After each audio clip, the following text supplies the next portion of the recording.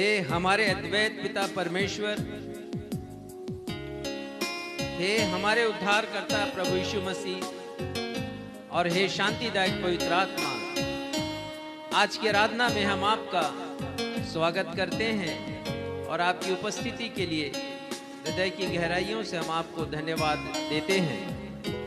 भजनकार लिखते हैं, हे यहोवा, हे हमारे प्रभु, तेरा नाम सारी पृथ्वी पर क्या ही प्रतापमय है।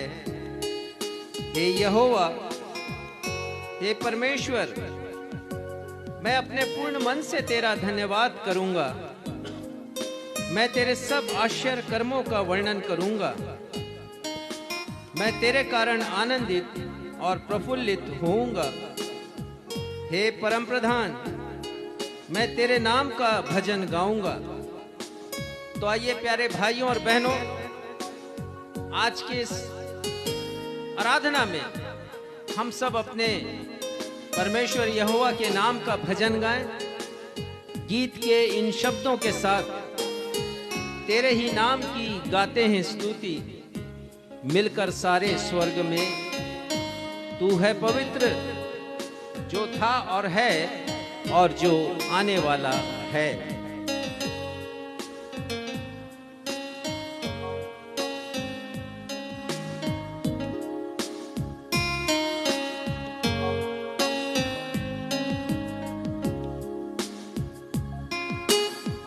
तेरे ही नाम की गाते हैं स्तुति, मिलकर सारे स्वर्ग में वो गाते, तू है पवित्र, जो था और है और जो आने वाला है। आदर और महिमा मिले तुझे ही, योग्य तू ही सदा। लेकिन प्रभु चाहता तू ये गीत मुझ पापी से गाऊंगा मैं तेरे लिए। Hallelujah, hallelujah, Hoshana.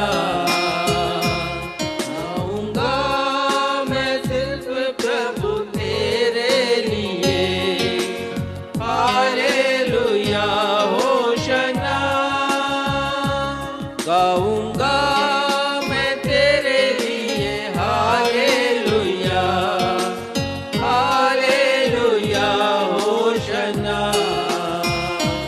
गाऊंगा मैं सिर्फ प्रभु तेरे लिए, हालेलुया, होशना।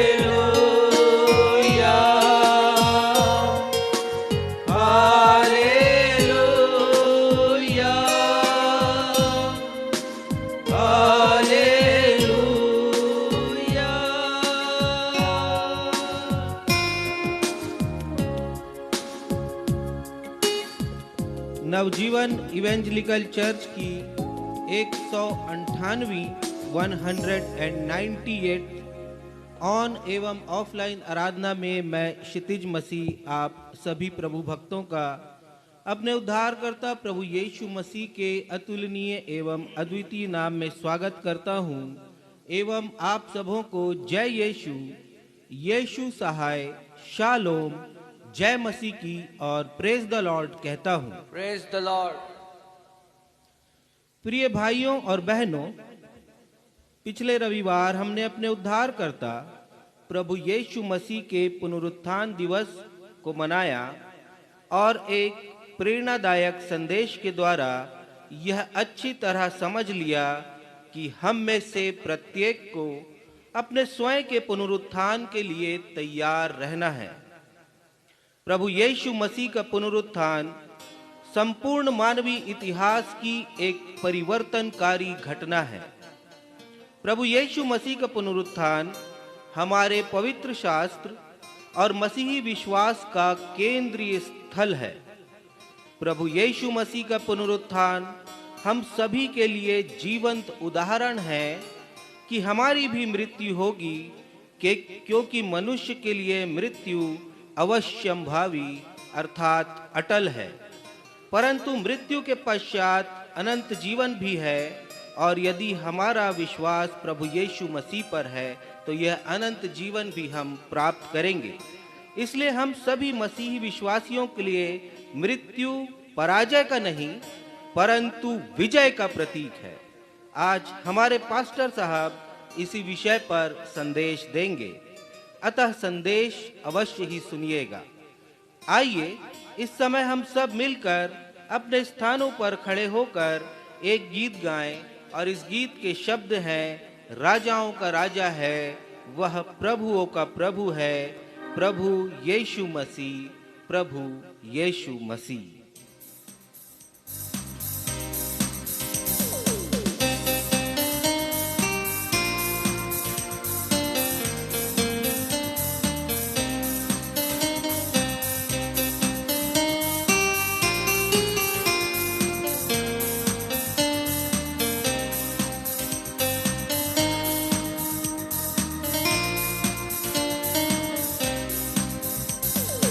राजाओं का राजा है वो प्रभुओं का प्रभु है।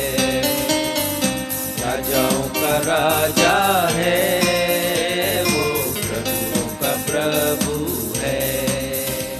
प्रभु यीशु मसीह, प्रभु यीशु मसीह, प्रभु यीशु मसीह, प्रभु यीशु मसीह।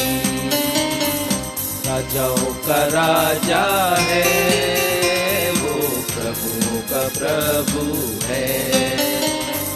राजाओं का राजा है वो प्रभुओं का प्रभु है।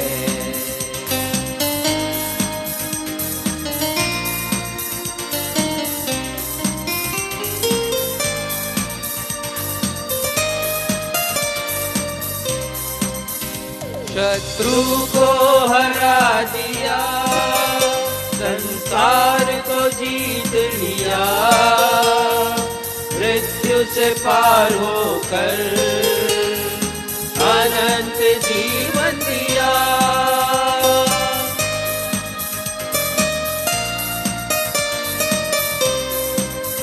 शत्रु को हरा दिया, संसार को जीत लिया, मृत्यु से पार होकर अनंत जीवन दिया।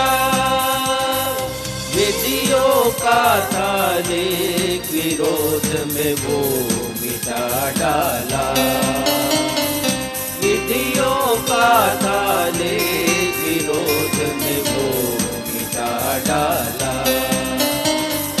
राजाओं का राजा है वो प्रभुओं का प्रभु है।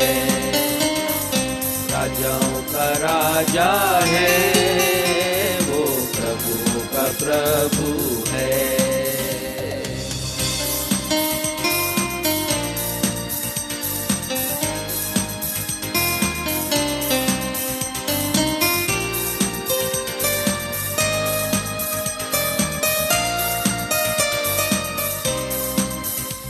बुलाए चुने हुए विश्वासियों के नाम जय पाना ही है, वचन की है आवाज।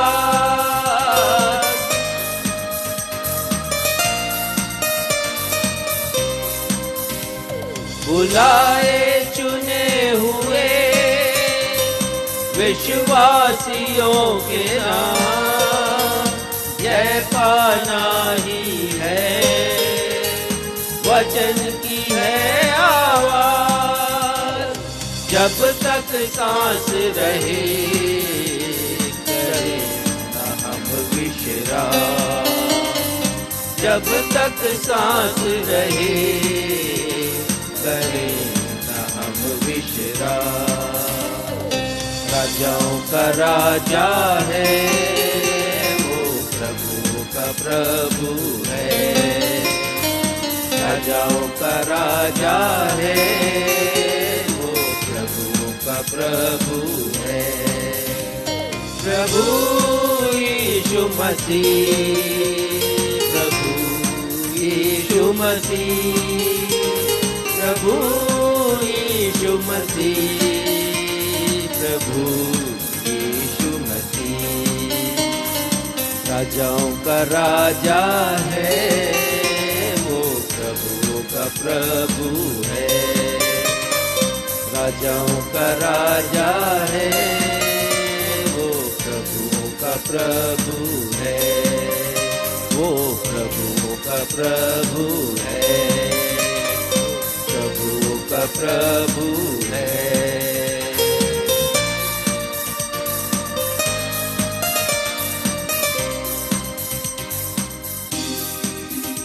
हम अपने अपने स्थानों पर इसी रीति से खड़े रहते हुए पवित्र शास्त्र में से निकाल लेंगे भजन संहिता अध्याय 30 पद 1 से 12।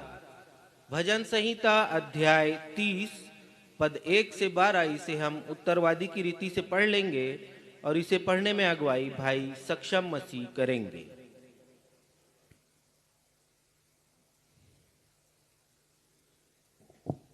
आइए हम सब मिलकर धर्मशास्त्र से निकाल लें भजन संहिता अध्याय 30। इस पूरे अध्याय को जैसा कि हमारा दस्तूर रहा है उत्तरवादी की रीति से पढ़ लेंगे। भजन संहिता 30। हे यहोवा, मैं तुझे सराहूंगा क्योंकि तूने मुझे खींच कर निकाला है और मेरे शत्रुओं को मुझ पर आनंद करने नहीं दिया। हे मेरे परमेश्वर यहोवा, मैंने तेरी दुहाई दी और तूने मुझे चंगा किया है। हे यहोवा, तूने मेरा प्राण अधोलोक में से निकाला है।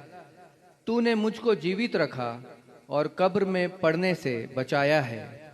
हे यहोवा के भक्तों, उसका भजन गाओ और जिस पवित्र नाम से उसका स्मरण होता है उसका धन्यवाद करो। क्योंकि उसका क्रोध तो क्षण भर का होता है, परंतु उसकी प्रसन्नता जीवन भर की होती है। कदाचित रात को रोना पड़े, परंतु सवेरे आनंद पहुंचेगा। मैंने तो अपने चैन के समय कहा था कि मैं कभी नहीं टलने का। हे यहोवा, अपनी प्रसन्नता से तूने मेरे पहाड़ को दृढ़ और स्थिर किया था। जब तूने अपना मुख फेर लिया तब मैं घबरा गया। हे यहोवा, मैंने तुझी को पुकारा और यहोवा से गिड़गिड़ाकर यह विनती की कि जब मैं कब्र में चला जाऊंगा तब मेरे लहू से क्या लाभ होगा? क्या मिट्टी तेरा धन्यवाद कर सकती है? क्या वह तेरी सच्चाई का प्रचार कर सकती है? हे यहोवा, सुन, मुझ पर अनुग्रह कर। हे यहोवा, तू मेरा सहायक हो। तूने मेरे लिए विलाप को नृत्य में बदल डाला। तूने मेरा टाट उतरवा कर मेरी कमर में आनंद का पटुका बांधा है, ताकि मेरी आत्मा तेरा भजन गाती रहे और कभी चुप न हो। हे मेरे परमेश्वर यहोवा, मैं सर्वदा तेरा धन्यवाद करता रहूंगा। यह सर्वशक्तिमान जीवित परमेश्वर का सत्य और जीवित वचन है। परमेश्वर पिता, प्रभु यीशु मसीह और पवित्र आत्मा अपने इस वचन के पढ़े जाने, सुने जाने और समझे जाने पर हम में से हर एक को अपनी स्वर्गीय आशीषों से परिपूर्ण करें। हम सब कहें आमीन। आमीन।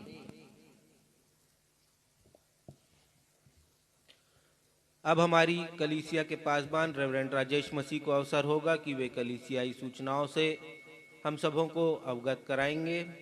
सूचनाओं के पश्चात वे मध्यस्थता की प्रार्थना में हमारी अगुवाई भी करेंगे।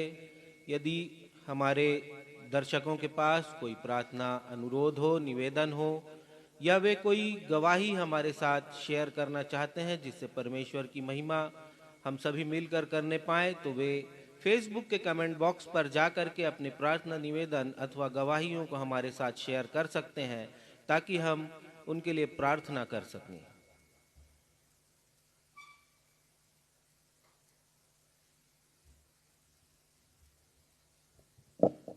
नवजीवन इवेंजलिकल चर्च की 198वीं अर्थात 198th ऑन एवं ऑफलाइन आराधना में मैं आप सभी का स्वागत करता हूं और आप सभी को मैं प्रेज द लॉर्ड कहता हूं। सूचनाएं इस प्रकार से हैं। पैशन वीक अर्थात दुख भोग सप्ताह, जिसे हम पवित्र सप्ताह भी कहते हैं, उसकी सांध्यकालीन आराधनाओं के द्वारा अनेकों को आशीषें मिली हैं। उसी प्रकार प्रभु भोज स्थापना दिवस और गुड फ्राइडे तथा ख्रिस्ट पुनरुत्थान दिवस की आराधना से भी सैकड़ों लोग आशीषित हुए हैं और आत्मिक जीवन के लिए उन्हें नया सबक मिला है। मैं अपने जवान बच्चों मिस्टर प्रणय रॉय, मिस्टर क्षितिज मसीह एवं मिस्टर सक्षम मसीह को धन्यवाद देता हूं कि उन्होंने अल्प समय में तैयारी करके क्रमशः दूसरी, चौथी, छठवीं वाणी पर प्रचार किया।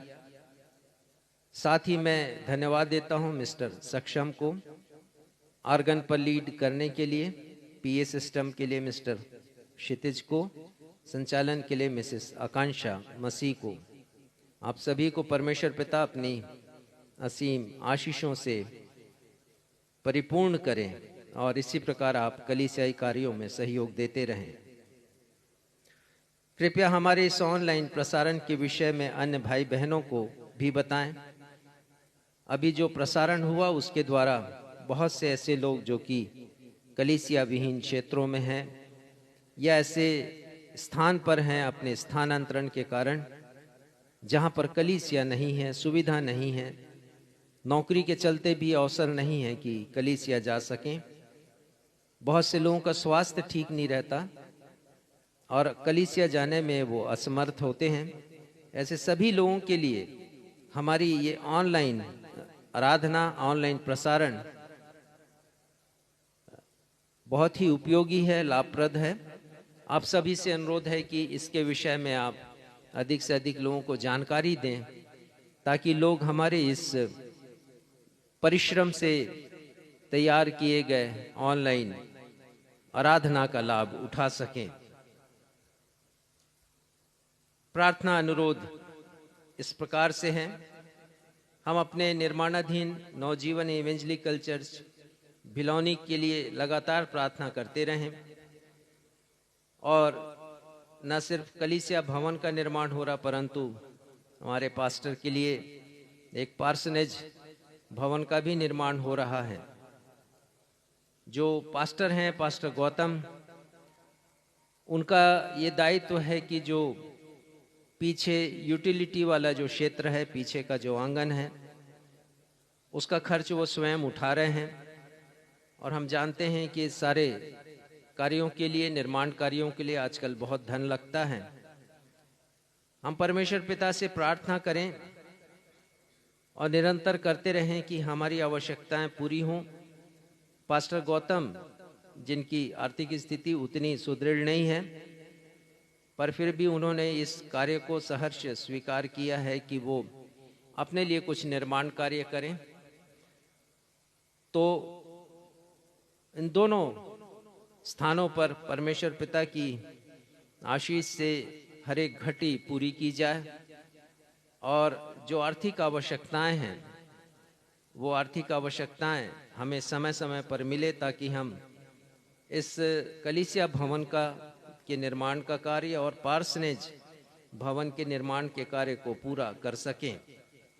अभी जो कार्य हमारे लिए शेष है वो ये है कि छत की ढलाई होना है और इसमें हमारे अनुमान के हिसाब से करीब 2.5-3 लाख रुपए का खर्च आएगा, क्योंकि क्षेत्र काफ़ी बड़ा है। तो आप प्रार्थना करें और साथ ही सहयोग दें यदि परमेश्वर का आत्मा आपकी अगुवाई करता है, और आप के सहयोग के द्वारा इस बड़े कार्य को हम पूरा कर सकेंगे। धन्यवाद का विषय इस प्रकार से है, भाई गणेश सोनवानी, जिनके लिए हम प्रार्थना कर रहे थे, जिनका एक्सीडेंट हुआ था और हाथ और पांव की हड्डियां टूटी। हम व्यक्तिगत रूप से उनसे मिलने के लिए गए, उनके लिए प्रार्थना की, और उन्होंने बाद में गवाही दी कि उनकी चिंताएं दूर हुई, क्योंकि अभी उनका परिवार छोटा है, बच्चे छोटे हैं, उम्र भी उनकी 33 वर्ष की है, तो परिवार को लेकर काफ़ी वो चिंतित थे। परंतु प्रार्थना से उनकी चिंताएं समाप्त हुई। परमेश्वर पिता को धन्यवाद देते हैं और प्रार्थना करते हैं कि आने वाले समय में उन्हें एक अच्छा स्वास्थ्य प्रदान करें, टूटी हड्डियां जुड़ जाएं और वो अपने दिन प्रतिदिन के कार्य को कर सकें। हम धन्यवाद देते हैं मिस्टर सनी मसीह के लिए।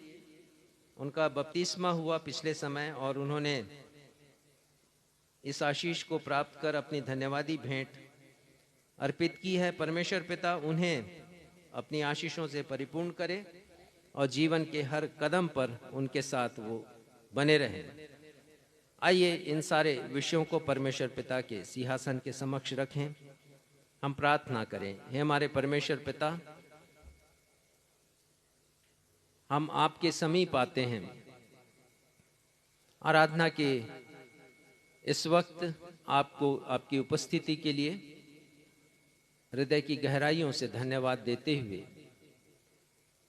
पिता हम धन्यवाद देते हैं कि पिछले दिनों की गई प्रार्थनाओं को आपने सुना, जो सभाएं लगाई गई पवित्र सप्ताह की उसे आपने आशीषित किया। बहुत से लोग आत्मिक रूप से लाभान्वित हुए हैं और उनके जीवन में सुसमाचार प्रचार के द्वारा उन्नति आई है, तब्दीली हुई है, और इस बात के लिए हम आपको धन्यवाद देते हैं। हम प्रार्थना करते हैं पिता कि हमारा ये ऑनलाइन प्रसारण, जिसका आज हमने 190th प्रसारण किया, हमारी कलीसिया के लिए एक बड़ी उपलब्धि है। और इस मायने में भी उपलब्धि है कि इसके द्वारा सैकड़ों लोग, हजारों लोग हमारे देश में और विदेश में लाभान्वित हुए हैं। कोरोना काल के समय से प्रारंभ की गई इस आराधना के सतत प्रसारण के द्वारा हम भी आशीषित हुए हैं पिता, और हम अपने उद्देश्य को पाने में सफल हुए हैं। हम आपकी महिमा करते हैं। अपने हर एक दर्शकों के लिए प्रार्थना करते हैं जो हमारे साथ बने रहे। आज से 2 रविवार के बाद हम इसका 200वां प्रसारण करेंगे और हम उसके लिए आपकी सामर्थ चाहते हैं, आपकी आशीष चाहते हैं पिता। प्रार्थना करते हैं कि हम केवल एक रीति विधि के लिए इसका प्रसारण न करें, अपनी इच्छा को पूरी करने के लिए इसका प्रसारण ना करें, परंतु हमारा उद्देश्य हो कि प्रभु यीशु मसीह के नाम को महिमा मिले और हम एक हिस्सा बन सकें प्रभु यीशु मसीह के राज्य के विस्तार का, प्रभु यीशु मसीह के शुभ संदेश के प्रचार का। और ये जो माध्यम हमें मिला है उसके लिए हम आपको धन्यवाद देते हैं, शुक्रगुजारी प्रकट करते हैं। प्रार्थना करते हैं पिता, भिलौनी स्थित नवजीवन इवेंजलिकल चर्च के भवन के निर्माण के लिए, कि उसके लिए हमारी आवश्यकताएं पूरी हो सकें। बहुत शीघ्र पिता हम उसके छत की ढलाई कर सकें ताकि अस्थायी रूप से आराधना वहां पर प्रारंभ की जा सके। पिता हम प्रार्थना करते हैं अपने पास्टर गौतम के लिए कि आपकी कृपा उनके ऊपर भी हो, उनकी भी आर्थिक आवश्यकताएं पूरी हो सके। पिता धन्यवाद देते हैं भाई गणेश सोनवानी के लिए जिनके ऊपर कृपा हुई और उन्हें चंगाई मिली, उनके विश्वास के लिए जो प्रभु यीशु मसीह पर है और भी दृढ़ हो सका, हम आपकी महिमा करते हैं। उनके लिए हम प्रार्थना करते हैं कि आने वाले समय में पूर्ण चंगाई उन्हें मिले और वो अपने रोजगार से लग सकें। सनी के लिए भी, जिनके द्वारा धन्यवादी भेंट हमें प्राप्त हुई, हम आपको धन्यवाद देते हैं। उसके जीवन को आपके सामने रखते हैं पिता, और होने दीजिए जो प्रतिज्ञाएं उसने आपसे की हैं उसे वो अपने जीवन के द्वारा पूरी कर सके।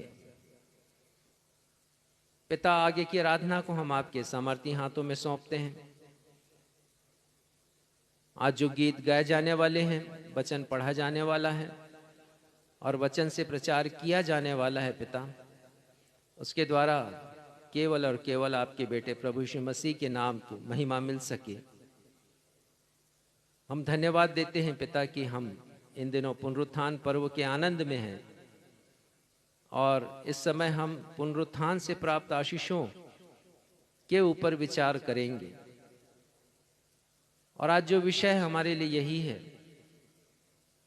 कि मसीहियों के लिए मृत्यु कोई पराजय का विषय नहीं, परंतु प्रभु यीशु मसीह के पुनरुत्थान के द्वारा विजय का प्रतीक है और हम इसे क्लेम कर सकें पिता, हम इस पर दावा कर सकें उस जीवन के ऊपर जो प्रभु यीशु मसीह हमें मृत्यु के पश्चात देने वाले हैं।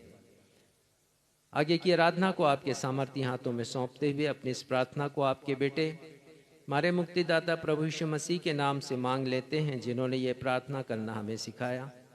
हे हमारे पिता, आप जो स्वर्ग में हैं, आपका नाम पवित्र माना जाए, आपका राज्य आए, आपकी इच्छा जैसे स्वर्ग में पूरी होती है वैसे ही इस पृथ्वी पर भी पूरी हो। हमारे दिन भर की रोटी आज हमें दीजिए, और जैसे हमने अपने अपराधियों को क्षमा किया वैसे हमारे अपराधों को क्षमा कीजिए। हमें परीक्षा में नहीं लाइए बल्कि बुराई से बचाइए, क्योंकि राज्य, पराक्रम और महिमा सदा आपके हैं। आमीन।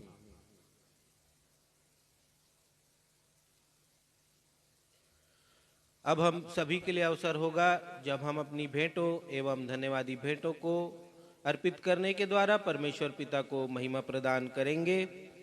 यदि हमारे दर्शक हमारी कलीसिया के द्वारा किए जा रहे सेवकाई के कामों के लिए, स्लम में किए जा रहे सेवा कार्यों के लिए या कलीसिया भवन के निर्माण के लिए अपना आर्थिक सहयोग देना चाहते हैं तो वे हमारी कलीसिया के पासवान रेवरेंड राजेश मसीह से संपर्क कर सकते हैं। आइए जब हम अपनी भेंटों को अर्पित करें तो हम मिलकर यह गीत गाएंगे। गाऊंगा मैं तेरे ही गीत, यीशु तू है महान, तेरा ही नाम मेरे मसीह लेता हूँ सुबह शाम।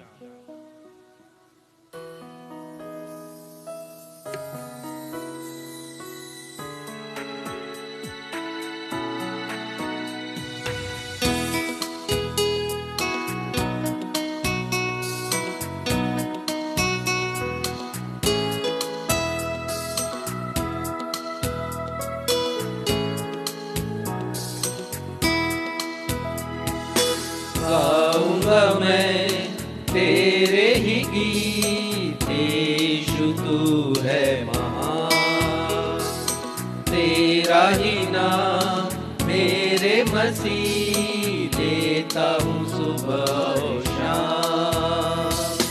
गाऊंगा मैं तेरे ही गीत, यीशु तू है महान, तेरा ही नाम मेरे मसीह देता हूँ सुबह और शाम।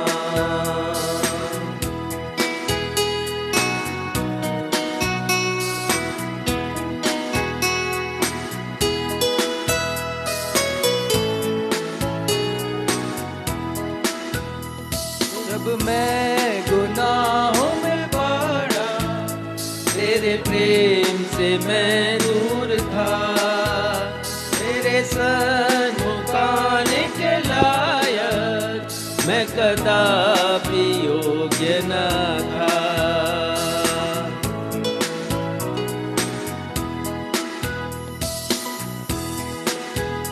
जब मैं गुनाहों में पड़ा, तेरे प्रेम से मैं दूर था,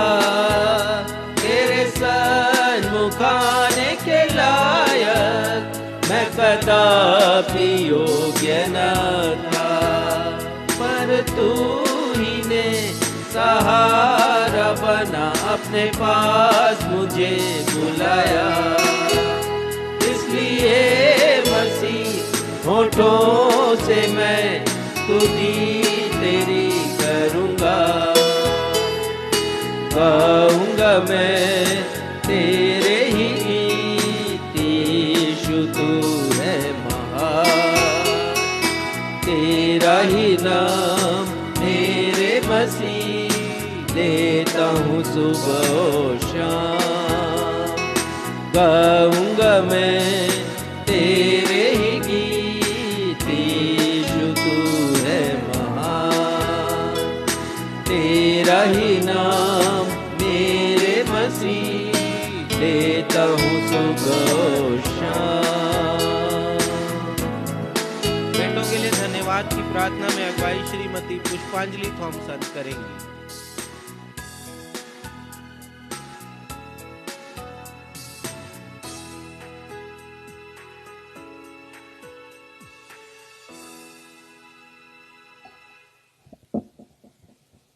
आइए हम इन भेंटों के लिए प्रभु परमेश्वर को धन्यवाद दें। हमारे जीवित सामर्थी पिता परमेश्वर, आप जो परम उच्च सिंहासन पर विराजमान हैं, हम आपके चरणों के नज़दीक अपने एकमात्र उद्धारकर्ता प्रिय मुक्तिदाता यीशु मसीह के नाम से आते हैं। हृदय से धन्यवाद देते हैं प्रभु परमेश्वर आज के सुंदर दिन के लिए, जो आपका पवित्र दिन है। प्रभु हम सब यहाँ पवित्र कलीसिया में सहभागी हो सके। हृदय से धन्यवाद देते हैं प्रभु जीवन की हर एक उन भली अच्छी आशीषों के लिए जो आपने हमारे जीवन में दिया। प्रभु हम धन्यवाद देते हैं प्रभु कि बीता सप्ताह और बीता समय पूरे समय आप हमारे संग और साथ रहे, हमें आपने आशीषित किया और उन्हीं आशीषों में से हमने अपनी कमाई में से कुछ छोटा सा अंश आपके चरणों पर समर्पित किया है। प्रभु इसे आप ग्रहण कीजिए। विशेष प्रार्थना करते हैं हमारी नवजीवन इवेंजलिकल चर्च की इस कलीसिया के लिए, जो कि छोटी सी है जरूर है, लेकिन प्रभु इसमें आपके सामर्थ्य के काम होते हैं। हम जो भी भेंट दिए हैं प्रभु, वो आपके राज्य के विस्तार के लिए उपयोग में आने वाली हो सके और ये भेंटें मल्टीपल हो सकें प्रभु, बहुगुणित हो सकें और इससे बड़े बड़े अच्छे कार्य होने वाले हो सकें। हम संपूर्ण आशीषों के लिए, संपूर्ण जीवन के लिए आपको हृदय से धन्यवाद देते हैं।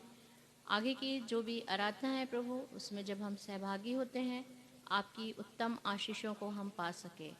सभी भाई बहन जो कि हमारे दर्शक हैं, जो परमेश्वर के वचन और इस आराधना में सहभागी हैं, उन्होंने भी जो अपने हृदय की खुशियों को प्रकट किया है भेंटों के माध्यम से, उनकी भी रोजी रोटी कमाई पर और उनके सारे स्रोतों पर आपकी बड़ी अपरंपार आशीष होने पाए। सारा आदर महिमा गौरव हम आपको देते हुए प्रार्थना अपने उद्धारकर्ता प्रभु यीशु मसीह के नाम से हम मांग लेते हैं, आमीन।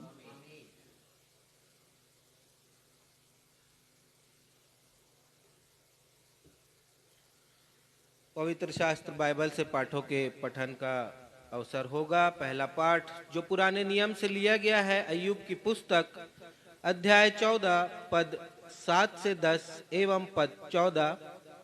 अय्यूब अध्याय 14 पद 7 से 10 एवं पद 14।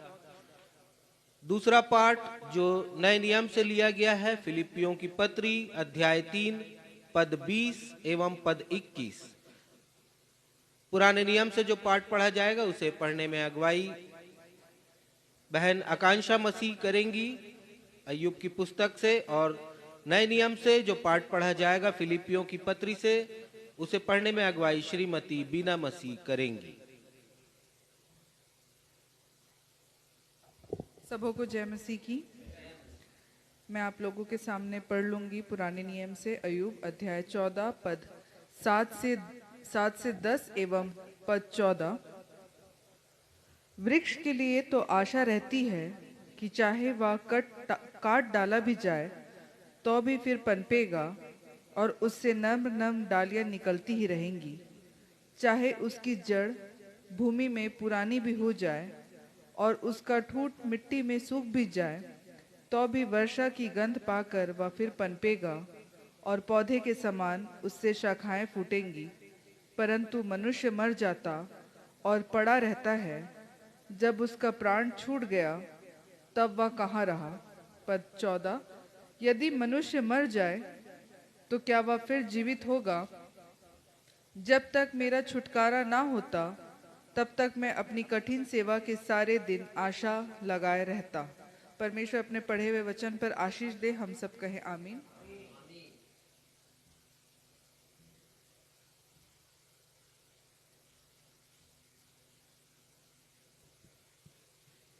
आप सबों को प्रेज द लॉर्ड। मैं आपके समक्ष नए नियम से पढ़ लूंगी। फिलिपियों उसका 3 अध्याय पद 20 एवं पद 21। यहाँ पर इस प्रकार लिखा है, पर हमारा स्वदेश स्वर्ग पर है और हम एक उद्धारकर्ता प्रभु यीशु मसीह के वहाँ से आने की बाट जोह रहे हैं। वह हमारी शक्ति के उस प्रभाव के अनुसार जिसके द्वारा वह सब वस्तुओं को अपने वश में कर सकता है, हमारी दीनहीन देह का रूप बदलकर अपनी महिमा की देह के अनुकूल बना देगा। यह परमेश्वर का जीवित सत्य वचन है। परमेश्वर इसके पढ़े हम सुने जाने पर हम सबों को आशीष प्रदान करें। हम सब कहें आमीन।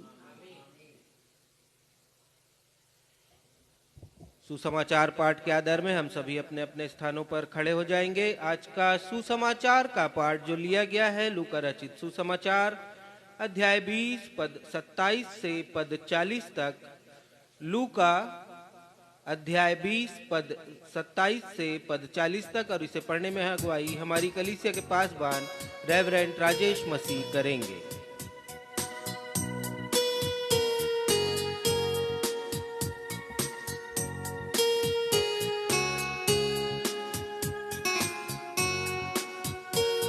आज का सुसमाचार का पाठ लूका रचित सुसमाचार 20वां अध्याय पद संख्या 27 से पद संख्या 40 तक। और यहाँ इस प्रकार लिखा है, फिर सदूकी जो कहते हैं कि मरे हुओं का जी उठना है ही नहीं, उनमें से कुछ ने यीशु के पास आकर पूछा, हे गुरु, मूसा ने हमारे लिए यह लिखा है, यदि किसी का भाई अपनी पत्नी के रहते हुए बिना संतान मर जाए तो उसका भाई उसकी पत्नी से विवाह कर ले और अपने भाई के लिए वंश उत्पन्न करे। 7 भाई थे। पहला भाई विवाह करके बिना संतान मर गया, फिर दूसरे और तीसरे ने भी उस स्त्री से विवाह कर लिया। इसी रीति से 7 बिना संतान मर गए। अंत में वह स्त्री भी मर गई। इसलिए जी उठने पर वह उनमें से किसकी पत्नी होगी, क्योंकि वह 7 की पत्नी हो चुकी थी। यीशु ने उनसे कहा, इस युग की संतानों में तो विवाह होता है, परंतु जो लोग इस योग्य ठहरेंगे कि उस युग को और मरे हुओं में से जी उठने को प्राप्त करें, वे न विवाह करेंगे और न विवाह में दिए जाएंगे। वे फिर मरने के भी नहीं, क्योंकि वे स्वर्गदूतों के समान होंगे और पुनरुत्थान की संतान होने से परमेश्वर की भी संतान होंगे। परंतु इस बात को कि मरे हुए जी उठते हैं, मूसा ने भी झाड़ी की कथा में प्रकट किया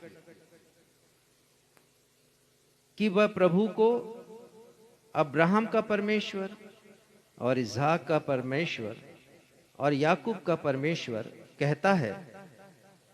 परमेश्वर तो मुर्दों का नहीं, परंतु जीवितों का परमेश्वर है, क्योंकि उसके निकट सब जीवित हैं।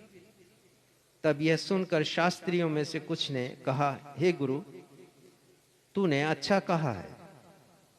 और सदूकियों को फिर यीशु से कुछ और पूछने का हियाव नहीं हुआ। ये प्रभु यीशु ख्रिस्ट का सुसमाचार है। हे प्रभु यीशु ख्रिस्ट, आपके नाम की महिमा हो। कलीसिया कहे आमीन। आमीन।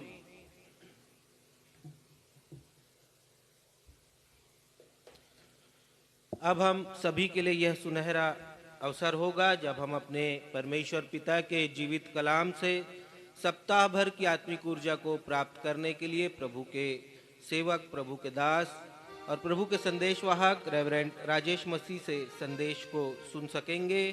आज के संदेश का विषय है मसीहियों के लिए मृत्यु पराजय का नहीं परंतु विजय का प्रतीक है।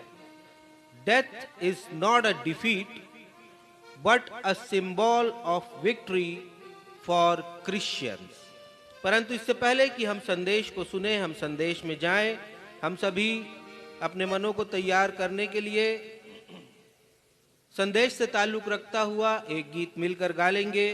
और गीत के बोल है, विजयी हुआ यीशु मेरा विजयी हुआ, शैतान हारा हुआ, मेरा यीशु विजयी हुआ।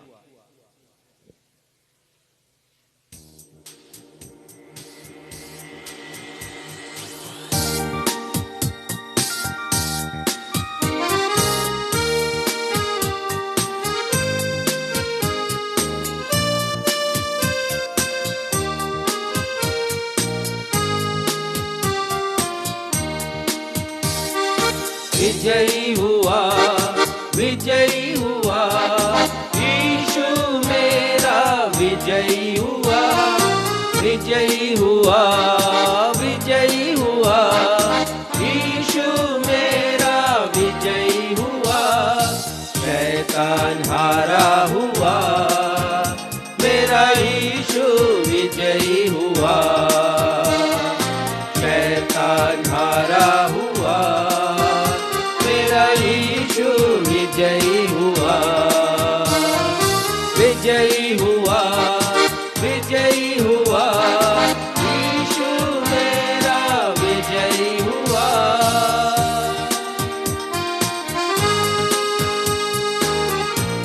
आज के संदेश से ये गीत ताल्लुक रखता है क्योंकि संदेश का विषय है कि हम मसीहियों के लिए, जो विश्वासी मसीही हैं, उनके लिए मृत्यु पराजय का नहीं परंतु विजय का प्रतीक है। वो इसलिए कि प्रभु यीशु मसीह ने मृत्यु को पराजित किया है। वो विजयी हैं प्रभु यीशु मसीह, और शैतान हम सभी के लिए हारा हुआ है। प्रभु यीशु मसीह ने शैतान को, जिसे मृत्यु पर अधिकार मिला था, उसे निकम्मा कर दिया है अपने पुनरुत्थान के द्वारा। आइए इस पहले पद को हम गाएं। यीशु ने क्रूस पर शैतान के सिर को कुचल दिया, मृत्यु पर विजयी होकर हमें विजयी जीवन दिया।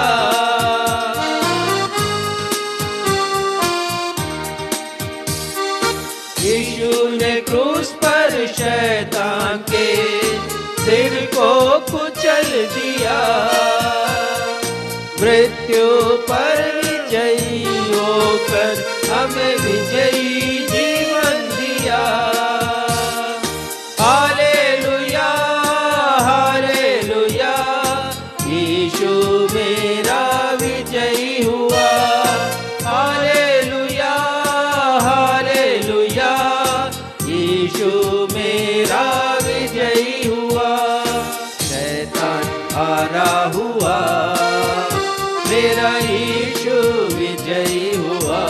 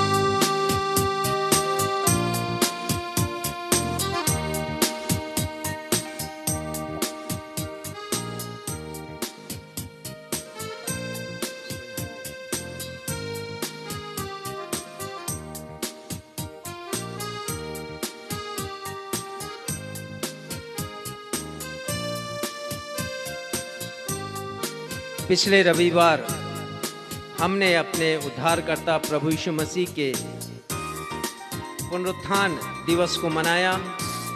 आनंद से भरकर हमने स्मरण किया उस दिन को जिस दिन प्रभु यीशु मसीह ने कब्र के बंधन को तोड़ दिया, मृत्यु के सारे उन बंधनों को जो मृत्यु की दास्ता का प्रतीक है, प्रभु यीशु मसीह ने उसे समाप्त किया।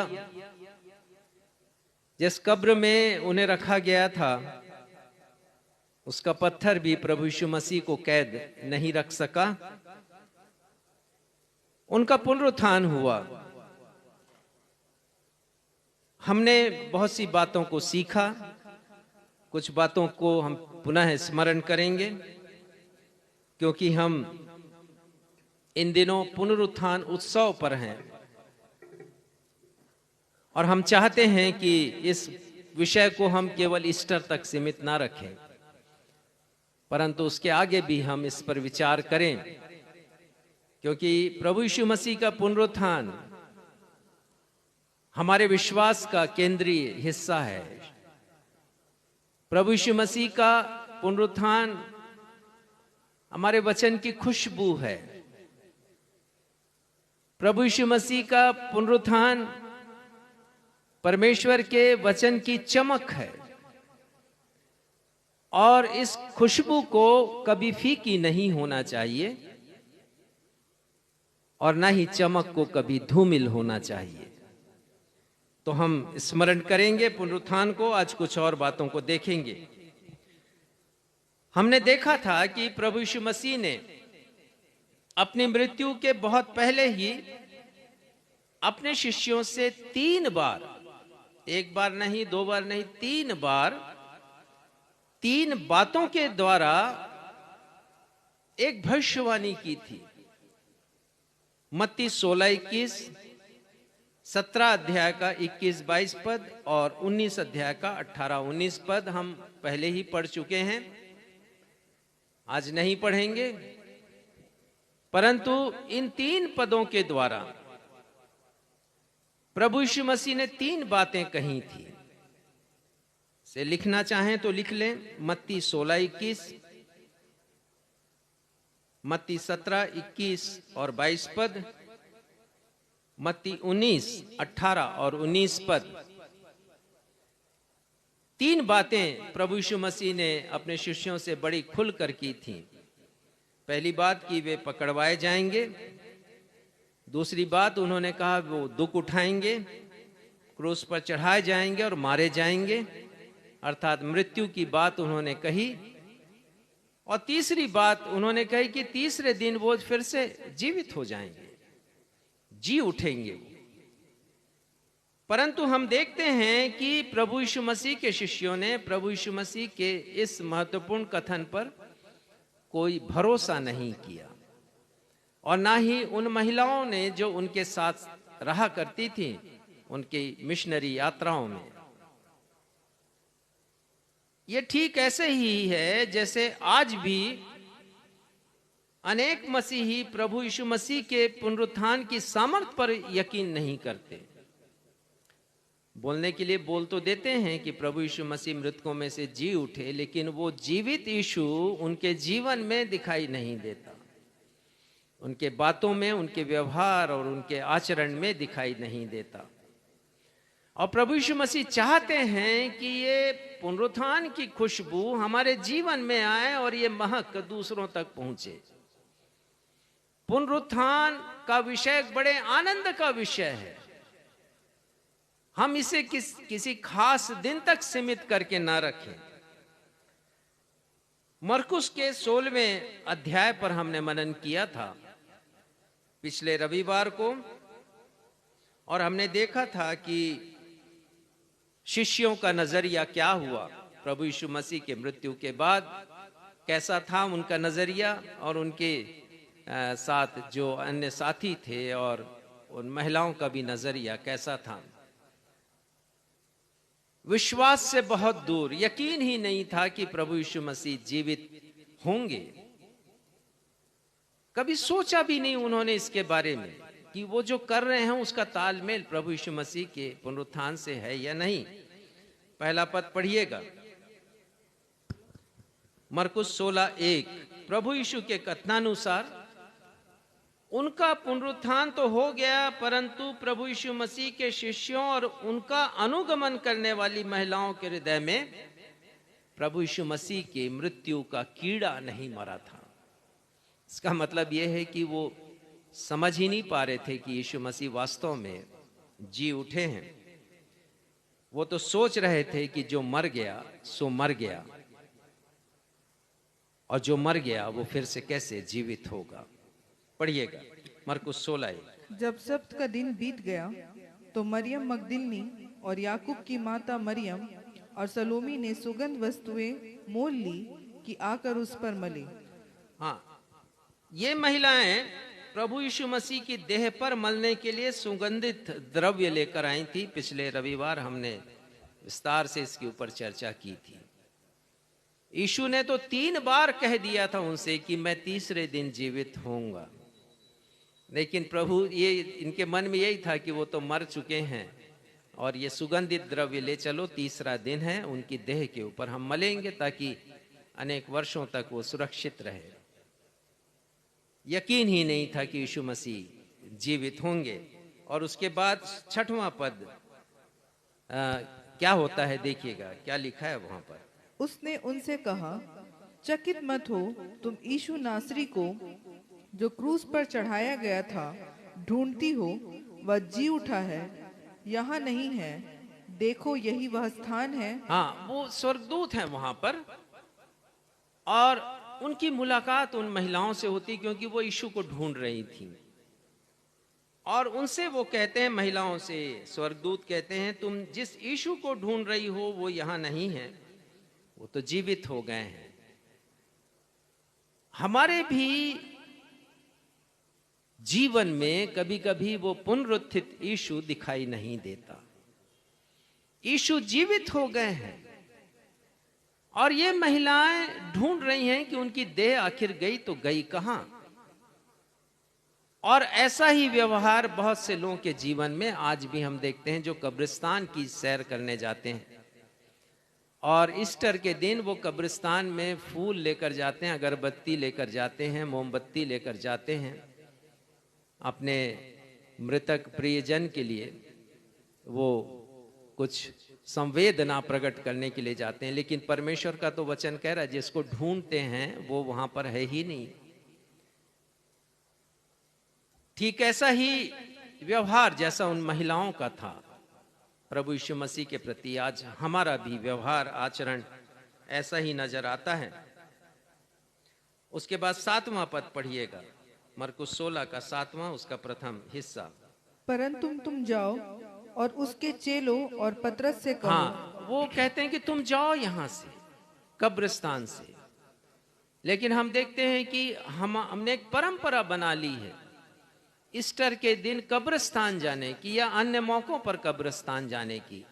हमने एक परंपरा बना ली है और जा करके हम उन कब्रों पर आंसू बहाते हैं जहां पर प्रियजन को दफनाया गया है।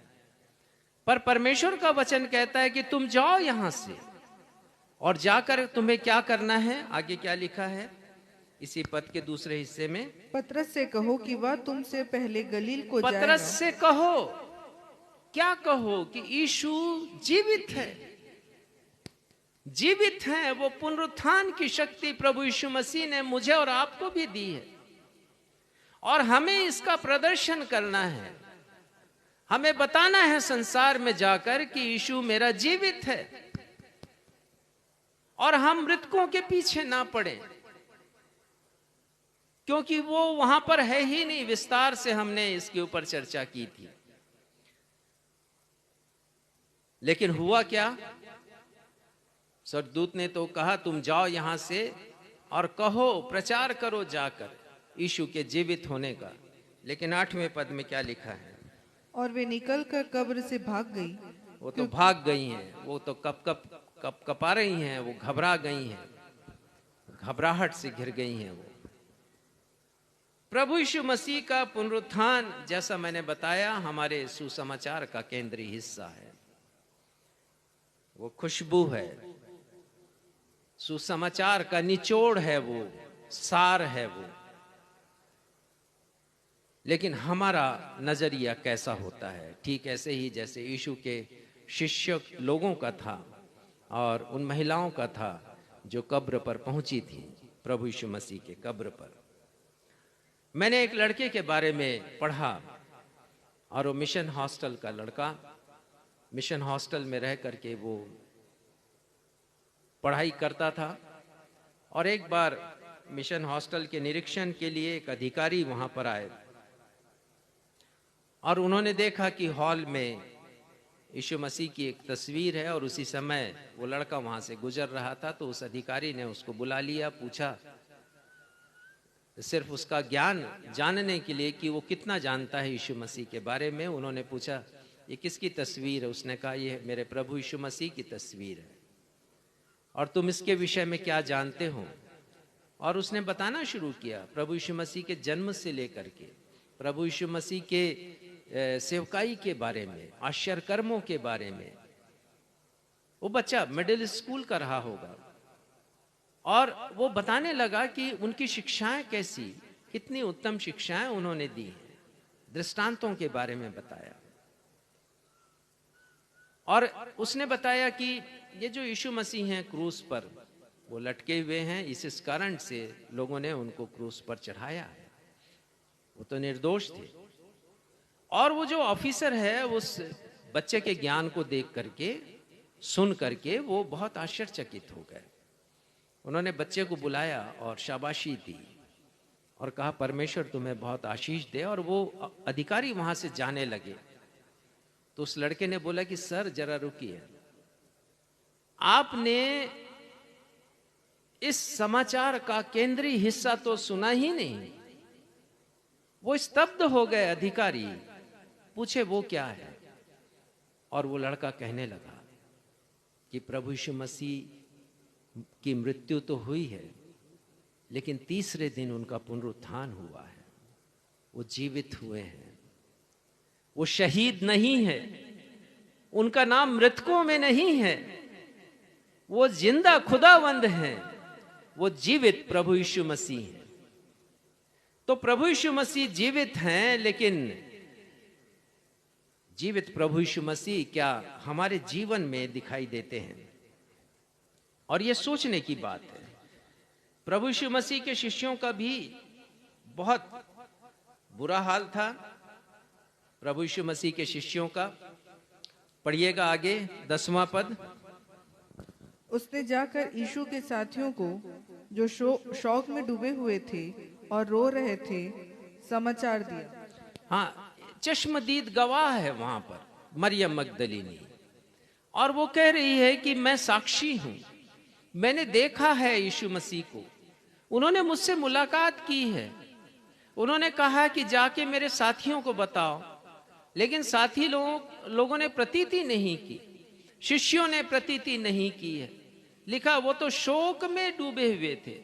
लिखा है कि वो तो रो रहे थे आंसुओं से कि यीशु हमें छोड़कर चले गए, यीशु की मृत्यु हो गई।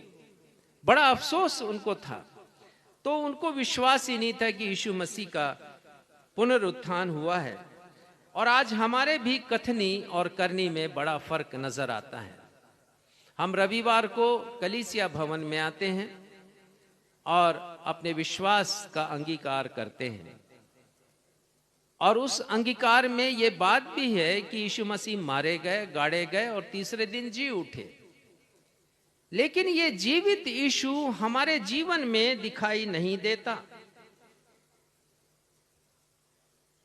और ये नजर आता है हमारे व्यवहार में। और मैं इस बात को बड़ी बारीकी से इस बात को मैं देखता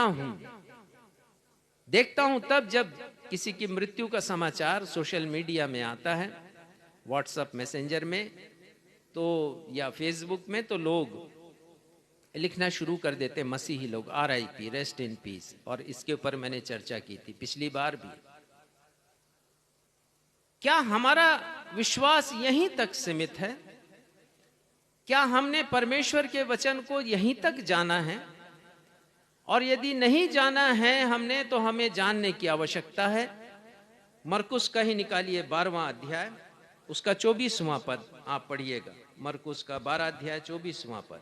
यीशु ने उनसे कहा, क्या तुम इस कारण से भूल में नहीं पड़े हो कि तुम ना तो पवित्र शास्त्र ही को जानते हो और ना ही परमेश्वर की सामर्थ को? हाँ, तो हमें जानने की आवश्यकता है।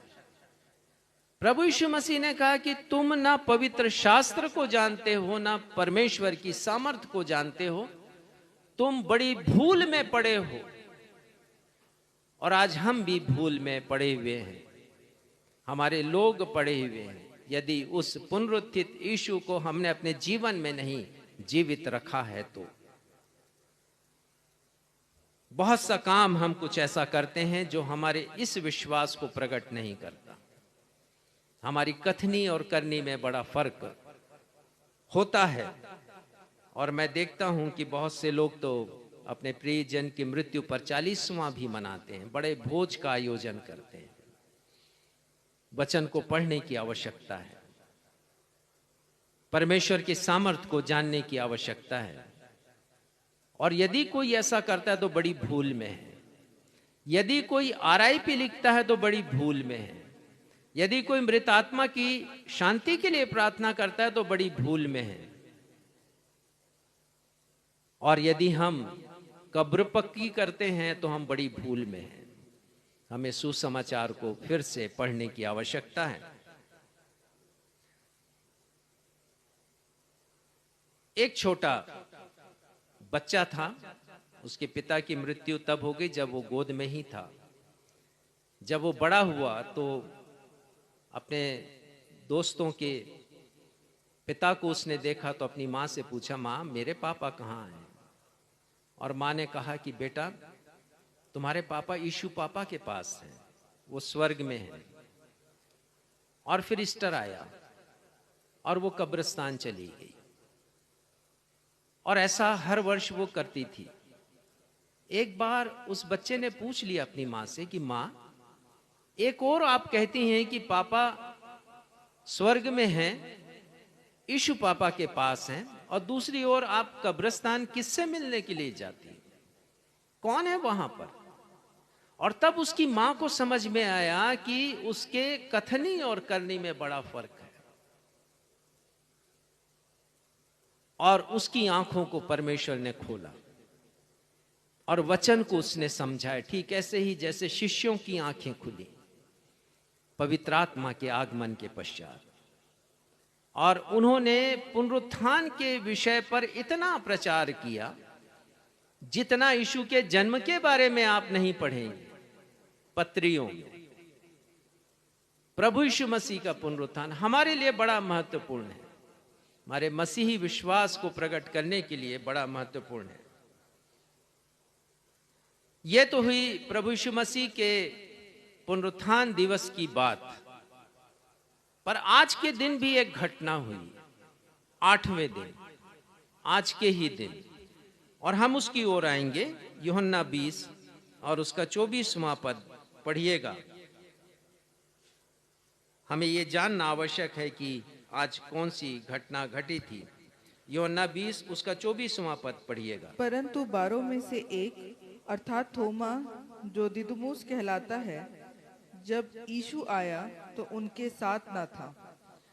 प्रभु यीशु मसीह ने पुनरुत्थान दिवस की शाम अपने आप को अपने 10 शिष्यों पर प्रकट किया था। 10 इसलिए कि यहूदा तो था नहीं, इस्करियोती, और थोमा भी नहीं था। 10 शिष्य थे। यीशु मसीह ने अपने आप को उनके मध्य में प्रकट किया, उन्हें शालोम कहकर उनका अभिवादन किया था प्रभु यीशु मसीह ने, और बहुत सी बातें उनसे कही थी।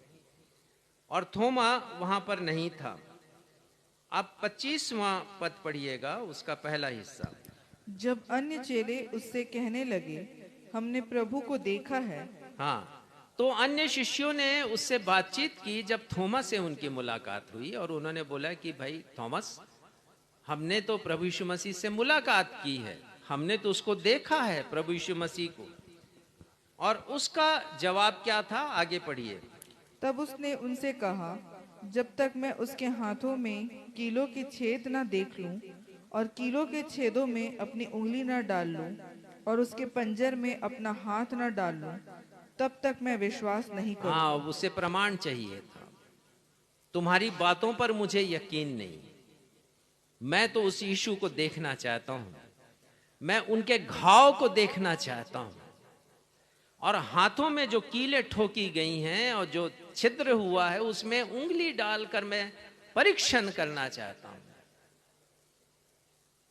प्रमाण चाहिए था उसको, इसीलिए उस थोमा को डाउटिंग थॉमस कहते हैं, शक की थोमा उसको कहते हैं। शक किया था प्रभु यीशु मसीह के पुनरुत्थान के ऊपर। हमारा भी जीवन कभी कभी ऐसा ही हो जाता है, हमें शक होता है कि वास्तव में मृत्यु के बाद पुनरुत्थान है कि नहीं। हम बहुत सा ऐसा काम कर लेते हैं अपने मसीही जीवन में जो प्रकट नहीं करता कि मृत्यु के बाद भी एक जीवन है। वो जीवन जो यीशु मसीह देने वाले हैं, वो अनंत जीवन जो मुझे और आपको विश्वास के कारण मिलने वाला है। तो ये चाहता था थोमा कि वो उसका विश्वास रियल हो, वास्तविक हो, वर्चुअल ना हो, आभासी ना हो। और यीशु मसीह भी चाहते हैं कि एक आभासी विश्वास हमारा ना हो, वास्तविक हो। और तब यीशु मसीह ने क्या क्या किया है, 26वां पद पढ़िएगा। 8 दिन के बाद उसके चेले फिर घर के भीतर थे। हाँ, और अब वो आज की बात है, आज के दिन क्या घटना घटी उसका वर्णन यहां पर है। 26वां पद फिर से पढ़िए। 8 दिन के बाद उसके चेले फिर घर के भीतर थे और थोमा उनके साथ था और द्वार बंद थे। तब यीशु आया और उनके बीच में खड़े होकर कहा, तुम्हें शांति मिले।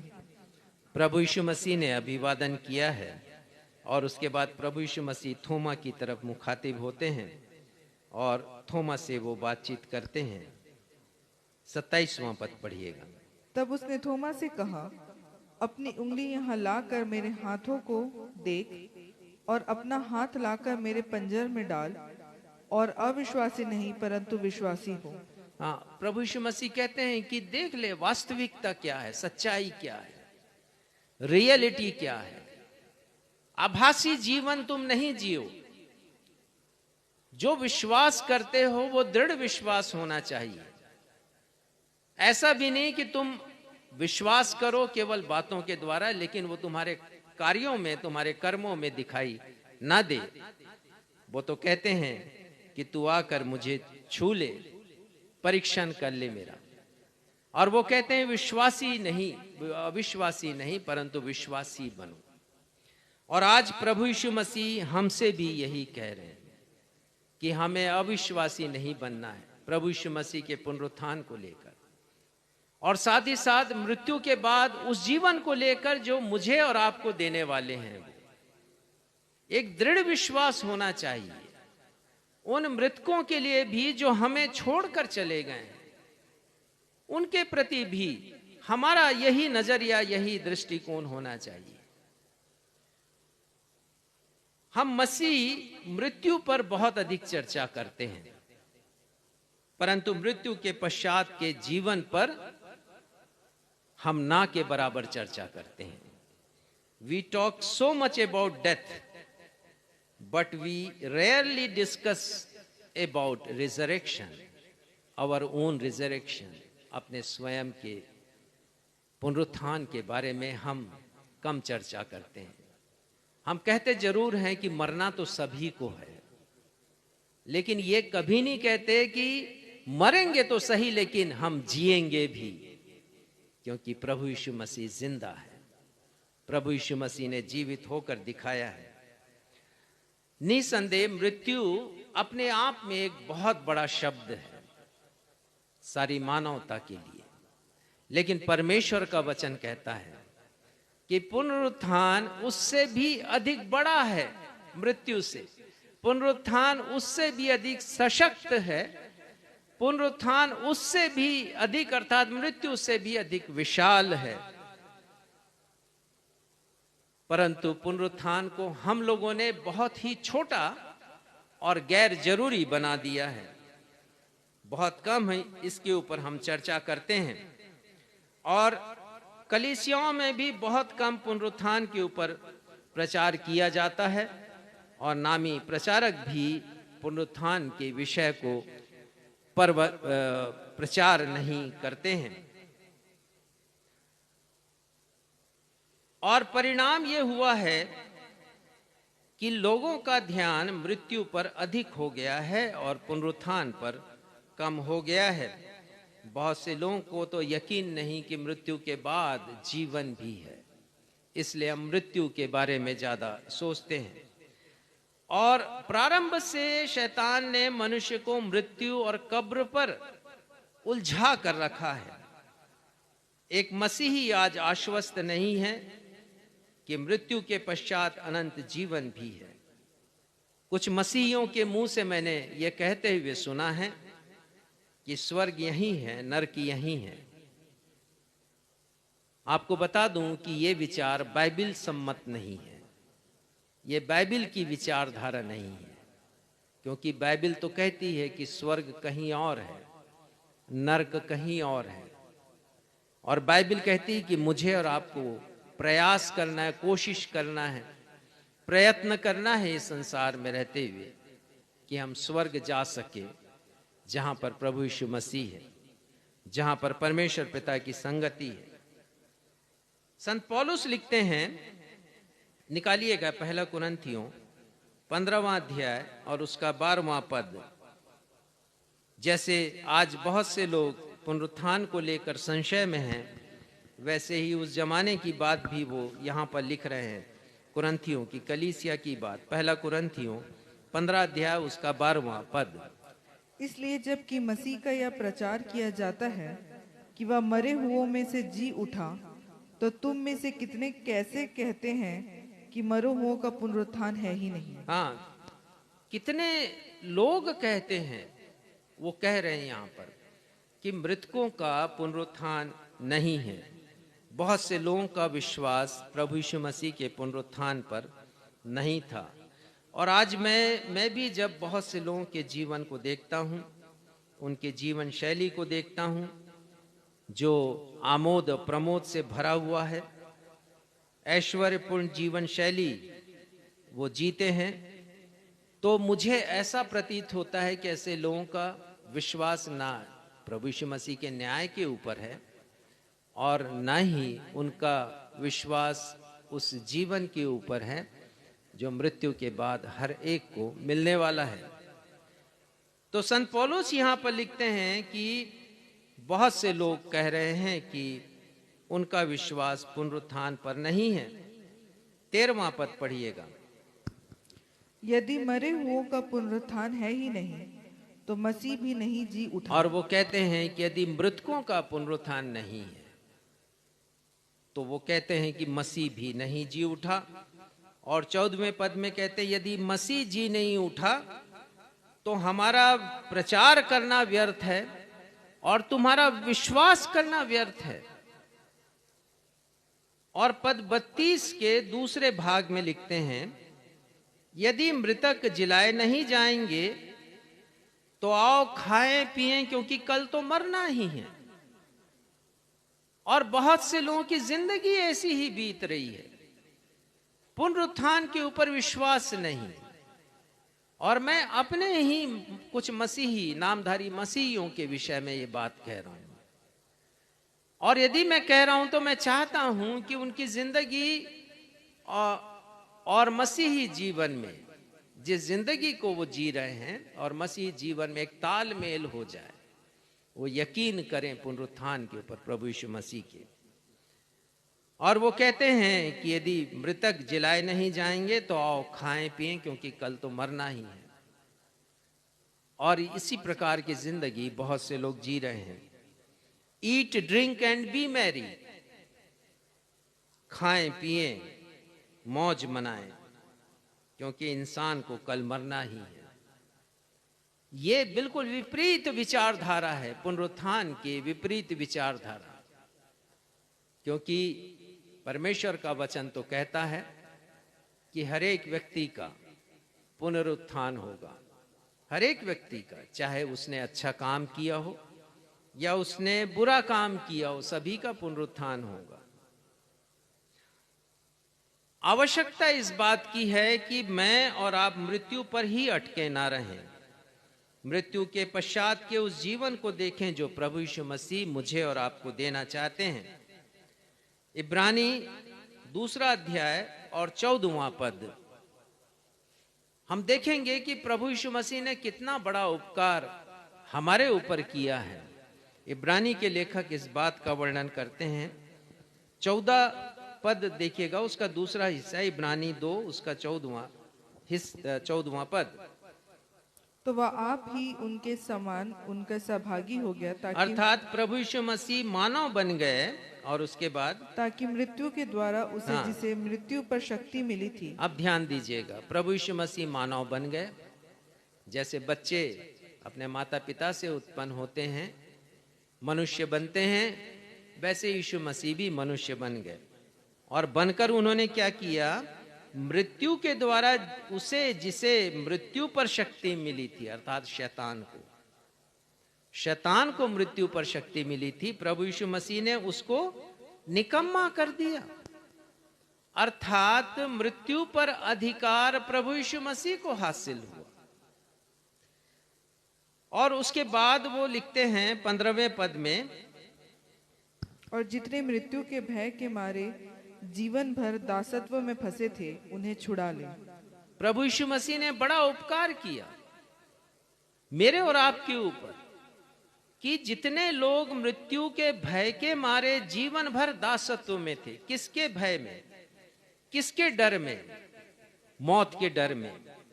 मौत का डर सारे डर का सरताज कहा जाता है। सारे डरों का बादशाह यदि कोई है तो वो मृत्यु का डर है। लेकिन प्रभु यीशु मसीह ने ये 2 काम किया है। इब्रानी के लेखक कहते हैं, पहला काम कि उन्होंने शैतान को निकम्मा किया जिसे मृत्यु पर अधिकार मिला, और दूसरी बात, प्रभु यीशु मसीह ने मुझे और आपको छुटकारा दिया। हम तो मौत के दासत्व में फंसे हुए थे। तो ये मृत्यु का खौफ, मृत्यु का डर कौन समाप्त करता है? पुनरुत्थान समाप्त करता है। और इस विषय को हमने बहुत छोटा बना दिया है। ये इतना बड़ा विषय है, और ये विषय मुझे और आपको प्रभु यीशु मसीह के उस उपकार के बारे में बतलाता है जो उन्होंने मेरा किया है और आपका किया है। मौत का डर। देखिए, भजनकार ने मौत के डर का बयान किया है। भजन संहिता 55 उसका 4था पद पढ़िएगा, और वो अपने हालत के बारे में लिख रहे हैं, कैसी उनकी स्थिति बन गई है मौत के खौफ से। पढ़िएगा। मेरा मन भीतर ही भीतर संकट में है, और मृत्यु का भय मुझ में समा गया है। हाँ, 5वां पद। भय और कपकपी ने मुझे पकड़ लिया है, और भय के कारण मेरे रोए रोए खड़े हो गए हैं। मृत्यु की दासता इस प्रकार से होती है। लोग मृत्यु के दासत्व में हैं,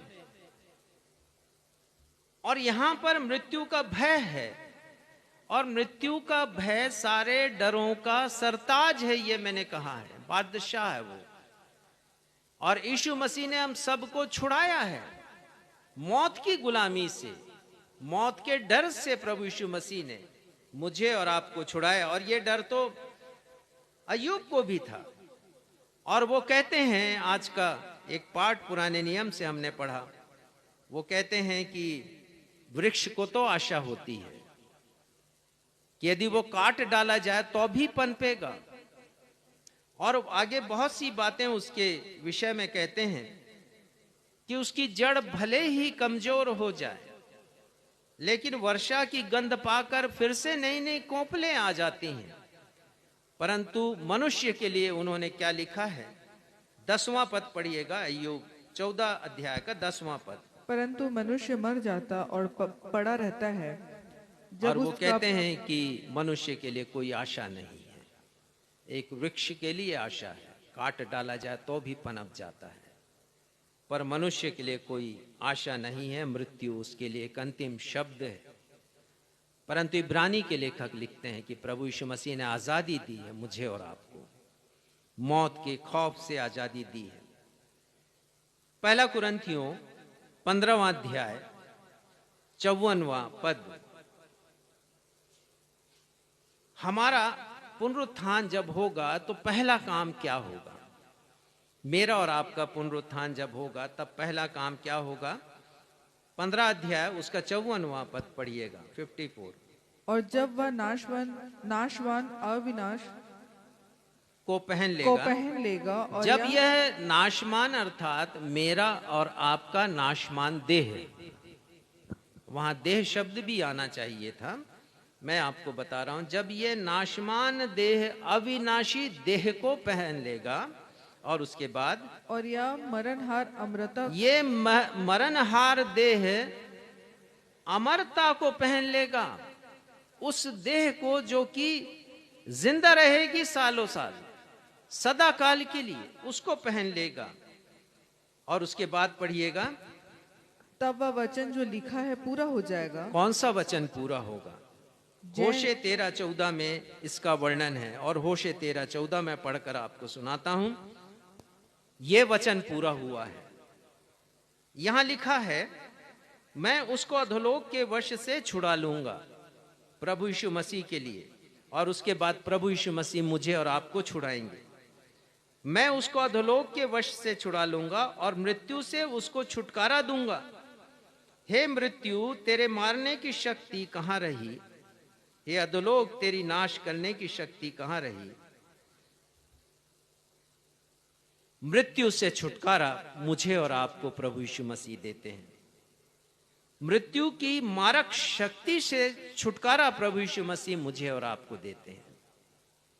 तो मृत्यु, यदि हम सोच रहे हैं कि एक बड़ा शब्द है, तो प्रभु यीशु मसीह ने उसे भी तबाह किया है, उसे भी नष्ट किया, उसे भी नाश किया है। और पहला कुरिन्थी पर आ जाएं, उसके 54वें पद में 54 के दूसरे हिस्से में क्या लिखा है? जब लिखा, जय ने मृत्यु को निगल लिया। और उसके बाद 55 पद पढ़िएगा। हे मृत्यु तेरी जय कहाँ हे रही? मृत्यु तेरी जय कहाँ रही? हे मृत्यु तेरा डंक कहाँ रहा? प्रभु यीशु मसीह ने मौत को जीत लिया है। हमने गीत गाए, विजयी हुआ, विजयी हुआ, यीशु मेरा विजयी हुआ।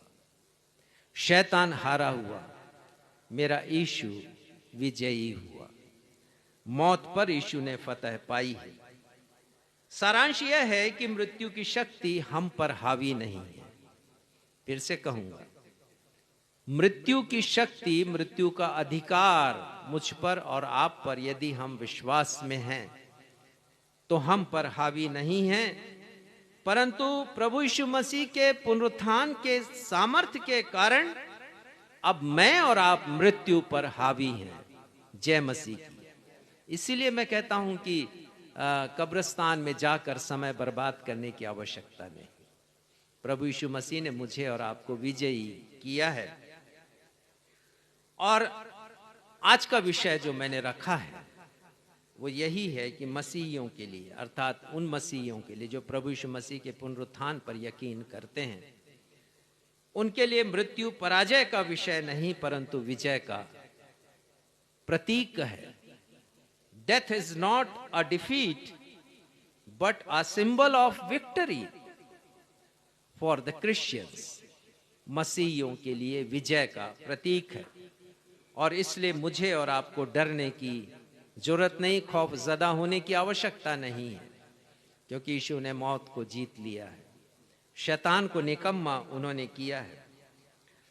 तो मैं आपको बता रहा था कि निस्संदेह मृत्यु एक बड़ा शब्द है, परंतु मृत्यु से भी बड़ा विशाल, सशक्त और प्रभावशाली शब्द है पुनरुत्थान, प्रभु यीशु मसीह का पुनरुत्थान, जिसके द्वारा मुझे और आपको भी सामर्थ्य मिलती है कि हमारा पुनरुत्थान होगा। सुसमाचारों में हम पुनरुत्थान के विषय में दो प्रकार के विचारों के विषय में पढ़ते हैं।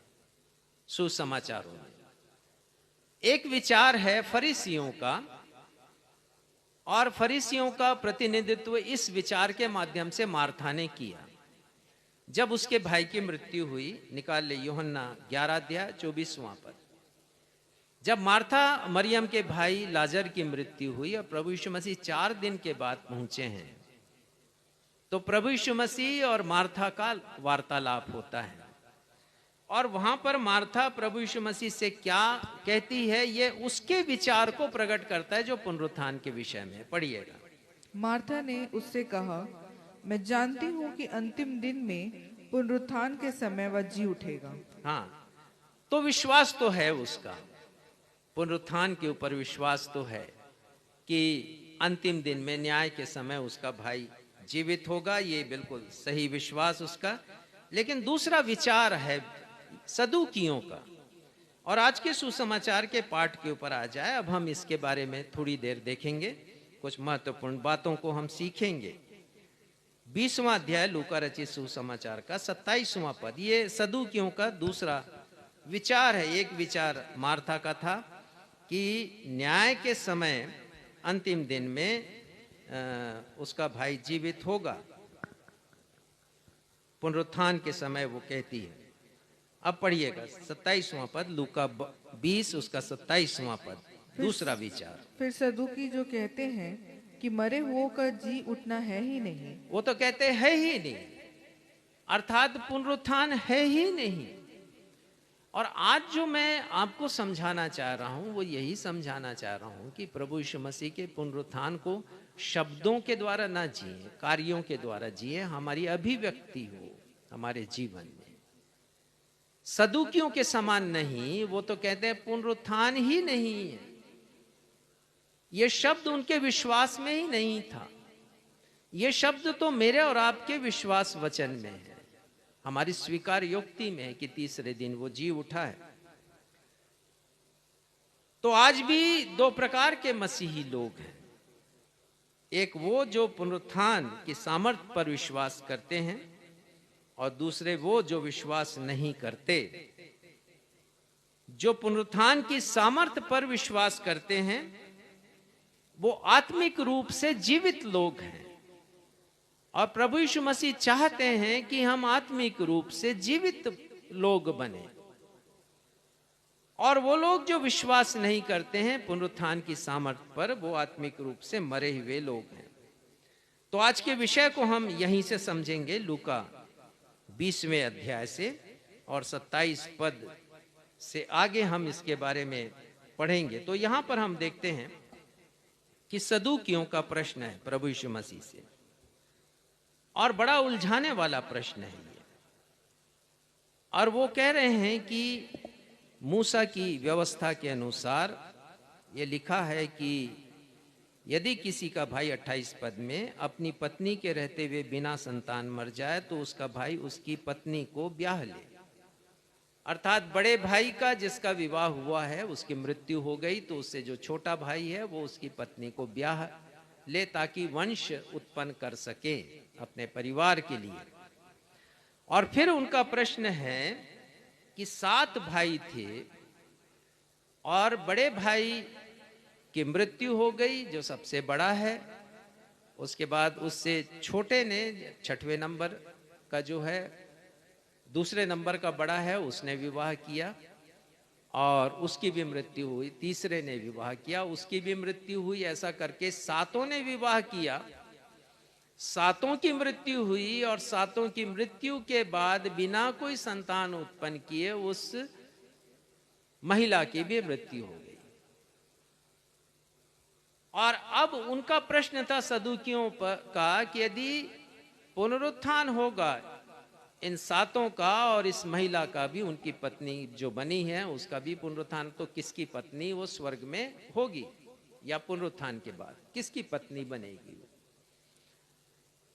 इस प्रश्न को वो फरीसियों से भी पूछा करते थे, लेकिन फरीसियों के पास इसका जवाब नहीं, इसका जवाब शास्त्रियों के भी पास नहीं, इसका जवाब व्यवस्थापकों के भी पास नहीं। और इसलिए सदूकी लोग कहते थे कि हमारा विश्वास पक्का विश्वास है कि पुनरुत्थान नहीं होता। उनकी दृष्टि में मृत्यु उनके लिए पराजय का शब्द थी। उनकी दृष्टि में मृत्यु के बाद फिर कोई और जीवन नहीं है, जीवन केवल एक बार मनुष्य को मिलता है। उसका जन्म होता है और फिर मृत्यु होती है, मृत्यु के पश्चात कोई जीवन नहीं। परंतु प्रभु यीशु मसीह उनके इस प्रश्न का जवाब देते हैं, और जो जवाब प्रभु यीशु मसीह दे रहे हैं उससे हम 4 बातों को आज सीखेंगे, और इन 4 बातों के द्वारा आपके भी मन में बहुत से प्रश्नों का उत्तर आपको मिलेगा। मृत्यु के बाद का जीवन कैसा होता है, मृत्यु के बाद के रिश्ते कैसे होते हैं, मृत्यु के बाद मनुष्य का रूप कैसा होता है, अनेक बातों का जवाब आज हमको मिलेगा। पहली बात, प्रभु यीशु मसीह के कथनानुसार हमारे जो इस पृथ्वी के रिश्ते हैं, स्वर्ग में वो रिश्ते बदल जाएंगे, वो रिश्ते नहीं रहेंगे स्वर्ग में। जिस रिश्ते में आज हम देखते हैं अपने प्रियजनों को, वो रिश्ता नहीं रहेगा, वो रिश्ता बदल जाएगा। प्रभु यीशु मसीह ने कहा, पढ़िएगा 34वां पद। यीशु ने उनसे कहा, इस युग की संतानों में तो विवाह होता है, पर जो लोग इस युग योग्य ठहरेंगे कि उस युग को और मरे हुओं में से जी उठने को प्राप्त करें, वह न विवाह करेंगे और न विवाह में दिए जाएंगे। हाँ, प्रभु यीशु मसीह कह रहे हैं कि इस युग के लोगों में तो ब्याह शादी होती है, इस युग के लोगों में विवाह होता है, परंतु जिन लोगों का पुनरुत्थान होगा उनमें ब्याह शादी नहीं होगी। मेरी पुरानी बाइबल में और आपकी बाइबल में, नई बाइबल में लिखा है कि ना शादी के लिए दिए जाएंगे ना उनका विवाह होगा। इसका मतलब यह है कि जो नाते और रिश्ते हैं वो पृथ्वी के लिए बनाए गए हैं। स्वर्ग में हमारा वो रिश्ता नहीं रहेगा जिस रिश्ते से हम अपने प्रियजनों को देखते हैं। अब मैं इसकी व्याख्या करूंगा। उत्पत्ति 1 अध्याय 27 पद में लिखा है, परमेश्वर ने नर और नारी करके मनुष्य की सृष्टि की, नर और नारी करके। और आपने बाइबल खोल ली है तो 28वां पद पढ़िएगा, उत्पत्ति 1 अध्याय का 28वां पद। और परमेश्वर ने उनको आशीष दी और उनसे कहा, फूलो फलो और पृथ्वी में भर जाओ। तो परमेश्वर ने नर और नारी बनाया प्रजनन क्षमता के साथ। 28वें पद में लिखा है कि परमेश्वर ने आशीष दिया है। नर है आदम और नारी है हवा, और उनको आशीष दिया है कि फूलो फलो और पृथ्वी में समा जाओ, अर्थात प्रजनन क्षमता परमेश्वर ने उनको दी है।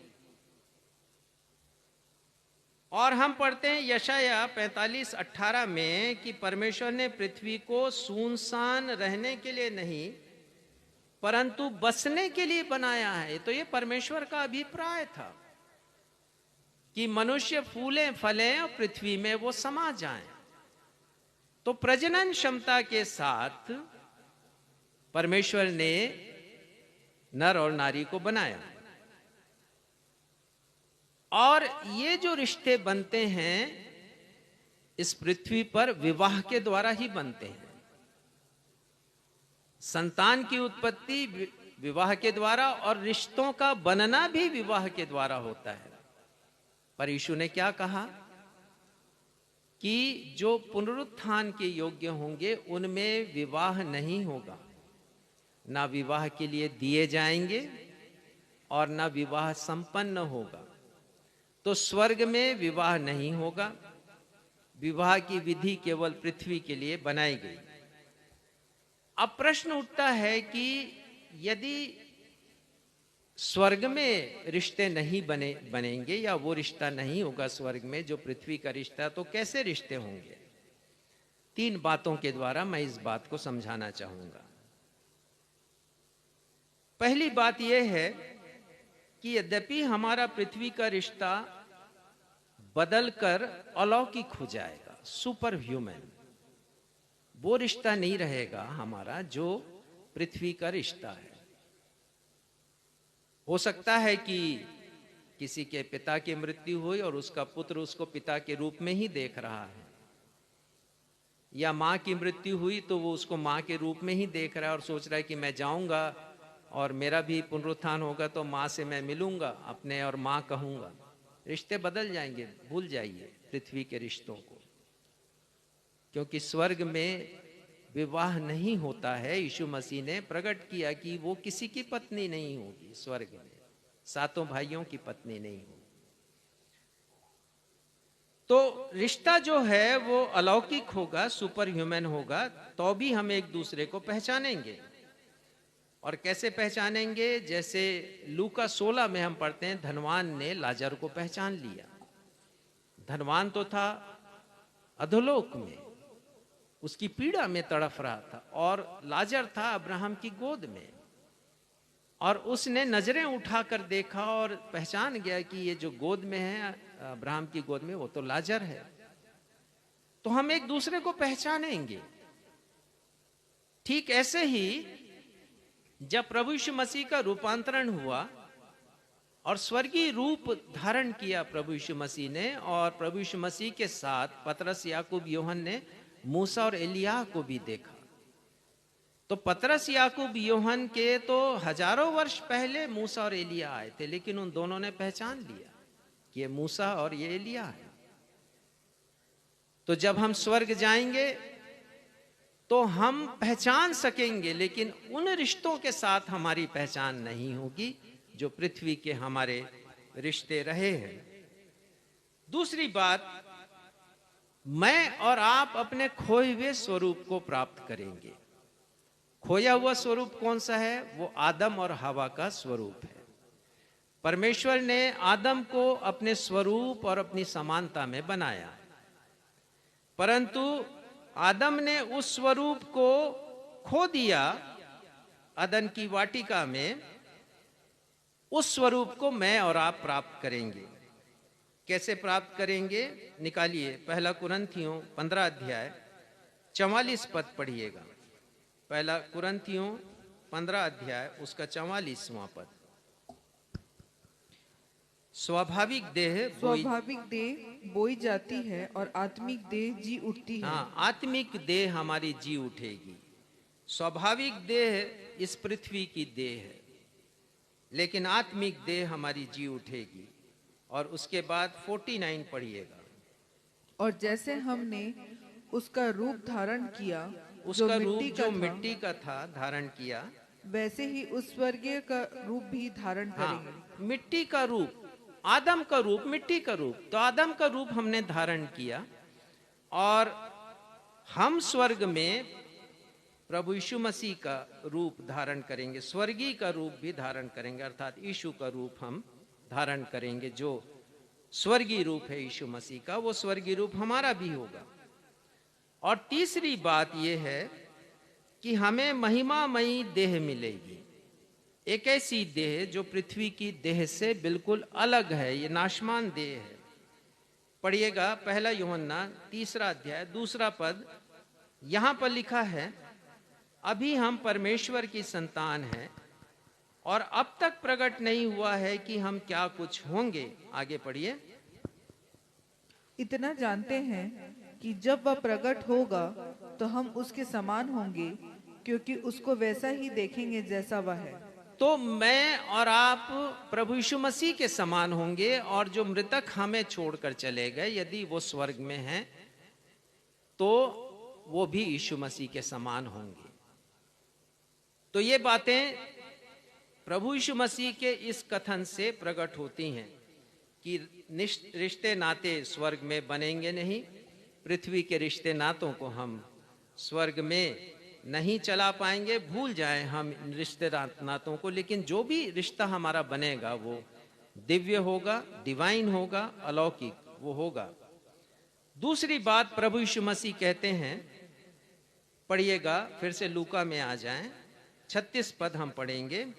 प्रभु यीशु मसीह कहते हैं यहाँ पर, लूका 20 उसका 36 पद, वह फिर मरने के भी नहीं प्रभु यीशु मसीह कहते हैं वो फिर मरने के भी नहीं।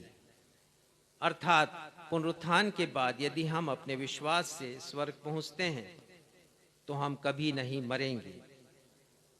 उत्पत्ति 3:17 में हम पढ़ते हैं कि आदम ने परमेश्वर की आज्ञा को नहीं माना, पत्नी की आज्ञा का पालन उसने परमेश्वर की आज्ञा के ऊपर किया है और इस प्रकार उसने पाप किया। तो परमेश्वर ने कहा उससे, 19वां पद पढ़िएगा, उत्पत्ति 3 का 19वां और पद। अपने माथे के पसीने की रोटी खाया करेगा और अंत में मिट्टी में मिल जाएगा, क्योंकि तू उसी में से निकाला गया है। ये मृत्यु आई है यहाँ पर। और संत पौलुस लिखते हैं रोमियो 5:12 में, रोमियो 5:12 में कहते हैं कि पाप के द्वारा मृत्यु आई। पढ़िएगा यदि आपको मिल जाए तो। इसलिए जैसा एक मनुष्य के द्वारा पाप जगत में हाँ, आया, एक मनुष्य के द्वारा पाप जगत में आया और पाप और के द्वारा मृत्यु आई और इस मृत्यु रीति से मृत्यु सब मनुष्यों में फैल सब गई। मनुष्यों में फैल गई। तो ये मृत्यु आई है और इस मृत्यु को यीशु मसीह ने समाप्त किया है, क्योंकि परमेश्वर की प्रतिज्ञा है यूहन्ना 3:16 में, ताकि जो कोई विश्वास करे वो नाश ना हो परंतु अनंत जीवन पाए। तो प्रभु यीशु मसीह ने इस मृत्यु, घातक मृत्यु को समाप्त किया, उसके दंश को समाप्त किया। और वो यहाँ पर कह रहे हैं कि वो फिर मरने के भी नहीं है। अर्थात जो 7 भाई हैं और वो महिला है, वो फिर कभी मरने के नहीं। और यदि हम वहाँ पर पहुँचते हैं तो हम भी कभी नहीं मरेंगे, हमेशा हम साथ साथ रहेंगे अपने प्रियजनों के साथ, उस रिश्ते के साथ नहीं परंतु स्वर्गीय रिश्ते के साथ, और फिर हम कभी मरेंगे नहीं। ये दूसरी बात। तीसरी बात, 36 पद का दूसरा हिस्सा पढ़िएगा, लूका 20:36 पद का दूसरा हिस्सा। और पुनरुत्थान की संतान होने से परमेश्वर की भी संतान होंगे। हाँ, वो कहते हैं कि पुनरुत्थान नहीं, इसके आगे पढ़िए। क्योंकि वे स्वर्गदूतों के समान वे होंगे। स्वर्गदूतों के समान होंगे। हम किसके समान होंगे? स्वर्गदूतों के समान हम होंगे। तो प्रश्न उठता है कि क्या मनुष्य स्वर्गदूत बन सकता है? और इसका उत्तर है कि जी हाँ, वो बिल्कुल बन सकता है, क्योंकि आदम जब बनाया गया तो अजर और अमर और अविनाशी बनाया गया आदम, और स्वर्गदूत भी ऐसे ही बनाए जाते हैं। आदम नैतिक रूप से उत्कृष्ट बनाया गया और स्वर्गदूत भी नैतिक रूप से उत्कृष्ट बनाए गए हैं। आदम परमेश्वर की आज्ञाओं का पालन करने का और नहीं करने की स्वतंत्र इच्छा के साथ बनाया गया, और स्वर्गदूत भी इसी प्रकार बनाए गए हैं। परमेश्वर पवित्र हैं, उन्होंने आदम को स्वर्गदूतों के समान पवित्र बनाया। तो इस प्रकार हम देखते हैं कि आदम स्वर्गदूतों के समान बनाया गया। परंतु यदि आप पढ़ें भजन संहिता 8:5 में तो लिखा है कि परमेश्वर ने मनुष्य को स्वर्गदूतों से थोड़ा ही कम बनाया। किस सेंस में कम बनाया? कि स्वर्गदूतों में प्रजनन क्षमता नहीं है। अर्थात एक स्वर्गदूत या 2 स्वर्गदूत मिलकर किसी और स्वर्गदूत को उत्पन्न नहीं या जन्म नहीं दे सकते। ये एबिलिटी परमेश्वर ने आदम और हवा को दी, जिसे मैंने कहा आपसे शुरू में कि प्रजनन क्षमता परमेश्वर ने प्रदान की थी। नर और नारी करके परमेश्वर ने बनाया। इसका मतलब ये है कि स्वर्गदूतों में जेंडर डिफरेंस नहीं होता, लिंग भेद नहीं होता है। स्वर्गदूत ही और शी नहीं होते। ये भी बात समझने की है। प्रभु यीशु मसीह कहते हैं कि जो तुम्हारी सोच है भाइयों को लेकर और उस महिला को लेकर है, उस सोच को तुम बदल दो। वो स्वर्गदूतों के समान होंगे। तो हम भी जब मृतक होंगे और पुनरुत्थान के योग्य हम होंगे, स्वर्ग पहुंचेंगे हम, तो हम ही और शी के साथ नहीं पहुंचेंगे। इसका मतलब यह है सीधा सीधा कि मैं अपनी माँ को एक महिला के रूप में नहीं देखूंगा, अपने पिता को एक पुरुष के रूप में नहीं देखूंगा। मैं देखूंगा स्वर्गदूत के रूप में, और स्वर्गदूतों में कोई जेंडर डिफरेंस नहीं होता। ये बात स्पष्ट रूप से आप समझिए। इसीलिए मैं आपसे कहना चाहता हूं कि मृत्यु हमारे लिए पराजय का शब्द नहीं, परंतु वो विजय का प्रतीक है। चौथी बात प्रभु यीशु मसीह ने कहा है कि वो परमेश्वर के संतान होंगे। जी उठने के संतान होने के कारण परमेश्वर के संतान होंगे, और इससे बड़ा गौरव मेरे और आपके लिए क्या होगा। इसीलिए मृत्यु हमारे लिए पराजय का विषय नहीं है, मृत्यु विजय का विषय हमारे लिए। लेकिन प्रभु यीशु मसीह कहते हैं कि जो इस योग्य ठहरेंगे, तो मुझे और आपको एक योग्यता हासिल करनी है। और योग्यता हासिल तब होगा जब हम प्रभु यीशु मसीह के पुनरुत्थान की सामर्थ्य पर यकीन करेंगे। हम अविश्वास नहीं करेंगे, हम संदेह नहीं करेंगे, और तभी हमें योग्यता मिलेगी कि हम परमेश्वर के पास पहुंच सकें। फिलिपियों 3 अध्याय और 20वां और 21वां पद आज पत्रियों में से पढ़ा गया, और यहाँ पर संत पौलुस लिखते हैं कि हमारा स्वदेश स्वर्ग पर है। और 21वें पद में वो लिखते हैं कि प्रभु यीशु मसीह सब वस्तुओं को अपने वश में कर सकता है, और हमारी दीनहीन देह का रूप बदलकर महिमा की देह के अनुकूल वो बना देगा। प्रभु यीशु मसीह हमारी देह को बदल देंगे, महिमामयी देह में हमें तब्दील कर देंगे। तो मृत्यु हमारे लिए कोई खौफ का विषय नहीं है, पराजय का विषय नहीं है, परंतु मेरे और आपके लिए ये विजय का प्रतीक है। एक पद हम आखिरी में पढ़ेंगे और समाप्त करेंगे आज के संदेश को। पढ़िएगा यूहन्ना 5 उसका 28 और 29वां पद। प्रभु यीशु मसीह पुनरुत्थान के विषय में यहाँ पर क्या कहते हैं, मेरे और आपकी जानकारी के लिए बहुत आवश्यक बात है। 28 और 29 पढ़िएगा। इससे अचंभा मत करो, क्योंकि वह समय आता है कि जितने कब्रों में हैं वह उसका शब्द सुनकर निकल आएंगे। जिन्होंने भलाई की है वह जीवन के पुनरुत्थान के लिए जी उठेंगे, और जिन्होंने बुराई की है वह दंड के पुनरुत्थान के लिए जी उठेंगे। प्रभु यीशु मसीह कहते हैं कि पुनरुत्थान तो सभी का होगा, क्योंकि न्याय आसन के सामने सभी को खड़ा होना है, मुझे और आपको और सभी को। जिन्होंने भला काम किया है, जिन्होंने विश्वास किया यीशु मसीह के ऊपर, उन्हें भी जीवित होना पड़ेगा, और उन्हें भी जीवित होना पड़ेगा जिन्होंने प्रभु यीशु मसीह पर विश्वास नहीं किया, जीवन में केवल बुरे काम किए हैं। पर वो कहते हैं कि जिन्होंने अच्छा काम किया है वो जीवन के पुनरुत्थान के भागी होंगे, परंतु जिन्होंने बुरा काम किया वो दंड के पुनरुत्थान के लिए जीवित होंगे। हम कैसा जीवन जीना चाहते हैं? प्रभु यीशु मसीह का ये ऑफर हमारे लिए है कि हम उन पर विश्वास करें, उनके पुनरुत्थान के सामर्थ्य पर हम विश्वास करें, और विश्वास करें कि मौत हमारे लिए अंतिम शब्द नहीं, मौत जीवन का आरंभ है। इन वचनों के द्वारा परमेश्वर पिता हम सभी को अपनी आशीषों से परिपूर्ण करे।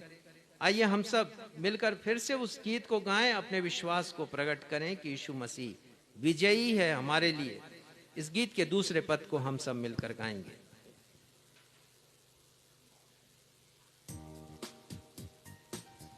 विजयी हुआ, विजयी हुआ, यीशु मेरा विजयी हुआ।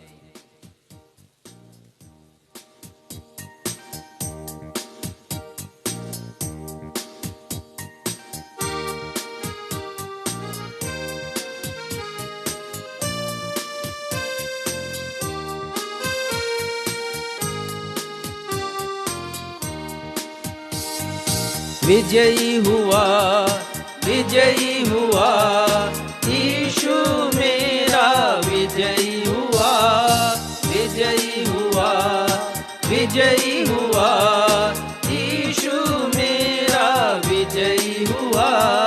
शैतान हारा हुआ, मेरा यीशु विजयी हुआ। शैतान हारा हुआ, मेरा यीशु विजयी हुआ।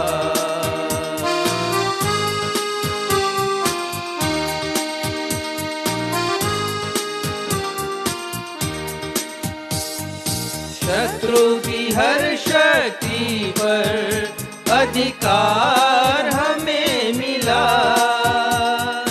यहोवा निस्सी हमारा वो विजय देने वाला।